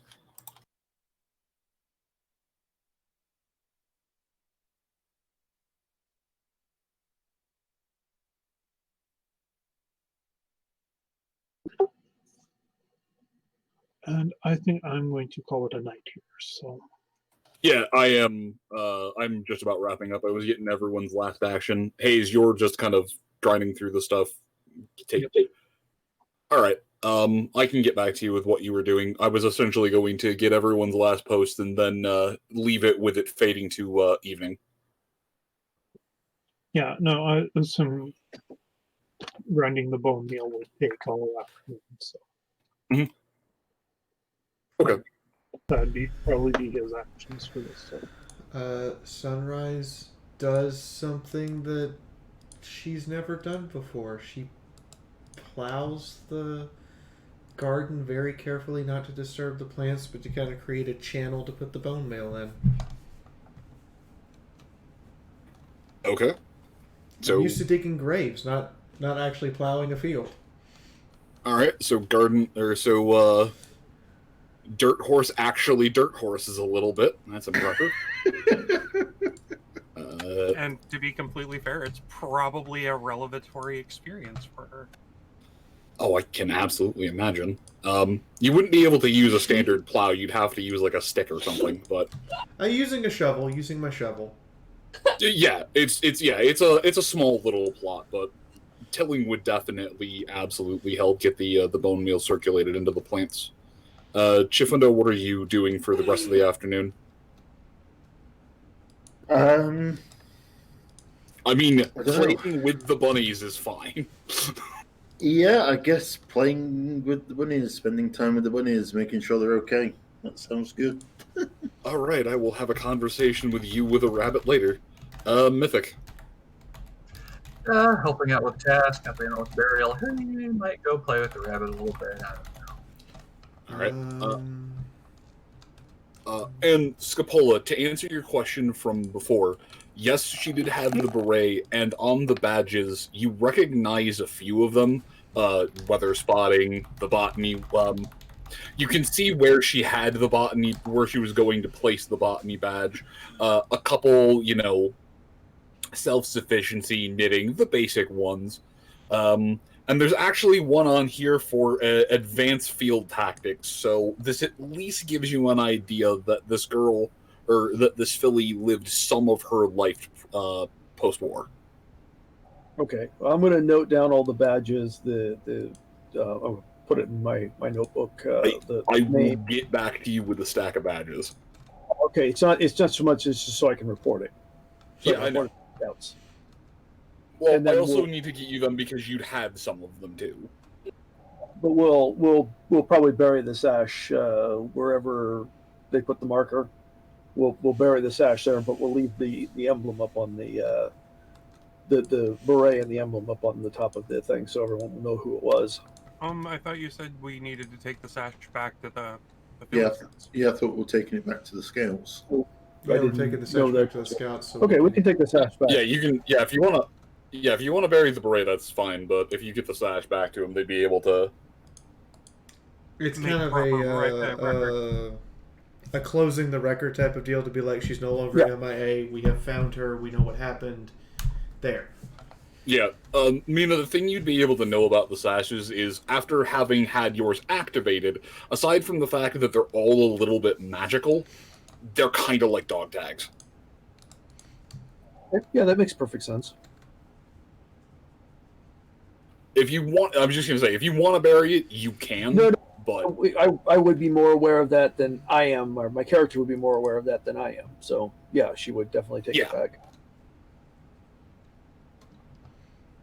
All right, and then that would bring us up to the evening, and I'm going to stop here. I was going to stop here regardless. I just have to get the rest of the affairs in order. So, sorry about a slightly janky session at the end, but it's good to get back after such a long hiatus. So they've recovered what is essentially the hollow tags from the Brotherhood. Yep. Yes. So I have some thank yous to give out here. Sketchy, thank you for the tip. Yes, Viking Pony Funeral. Sketchy, thank you for the bits. Holtz, thank you for the bits. Hetty, thank you for the bits. Carl, thank you for the 100 corgis and shamrocks thrown together. I hope I actually get good luck. James, thank you for the bits. Chuck Irish, thank you for the bits. I'm sorry that the sound on Streamlabs hasn't been working all night. I just got it fixed a few minutes ago. Carl, thank you for the holy shit Batman 5 gift subs. Insane, welcome to 10 months. 2 more months and you get your year-long badge. Nice. Pony Check, thank you for the host. Fraser, thank you for the host. And Chaos Sorcerer Zabin, thank you for the host. James, also thank you for the host. Glad you figured out how to do that, and thank you very much for actually doing it. Arvana, 26 months. Why? Why do you have to remind me that I left YouTube that long ago? I mean, I'm on 27. Grr. In the meantime, anybody have anything they want to add? I'm Fiora. I play Wandering Sunrise. I'm the tank and boom horse. I'm Avarna. I play Medicinal Haze, who is the group's drugged, or well, he's a medic and medical dispenser. Yeah, he's kind of interesting to try to describe. Medic and dispensary horse. I was going to say doctor and pharmacist in the same horse. There we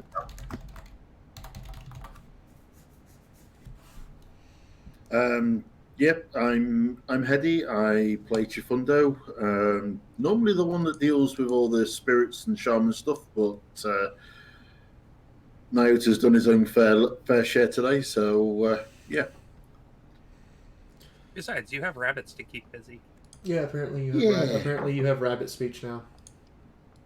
I've had what used to be Fluttershy's Apostle for months. And now you get to use it. It's time to dust off Fluttershy's Apostle again. Anybody else want to say goodbye or add anything before I hit the button? Yeah, Sure. I'm Adagio. I play Nyota, the punchy, occasionally spiritual horse. My name's Stealthy. I'm actually that pony, and I play your slashy, casty anime protagonist wannabe Mythic Blade. Hope to see y'all again next week. And I'm Von Holtz. I play Scopolamina, the original drug horse and spitter of death with many lasers. And I'm Milan Sabi. I am the suspected Mafia Don. And I'm also the voice of Twitty.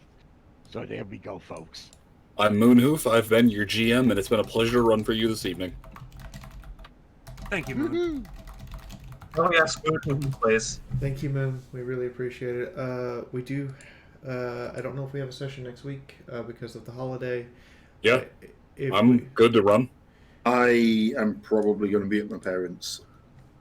If we don't, I will figure out something to do with all of these wackos here that we can do together as a group instead. In the whoever's available anyway. In the meantime, let's go raid Maddie. Morgs.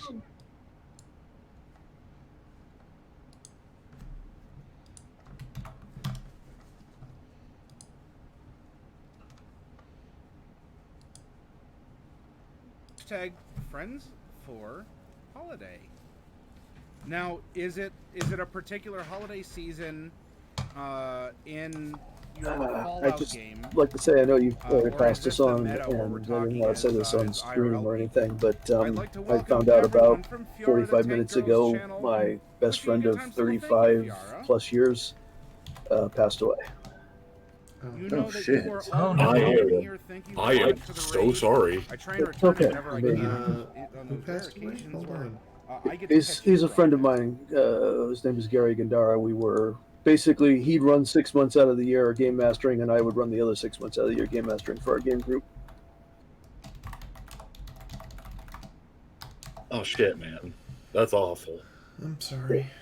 It is, but it's just nothing I can do about it. And tell Was me it you. COVID or was it something else? It was COVID. Hey, we're here for you if you need us, okay? Fuck, bud. Yeah, if you want to talk, we're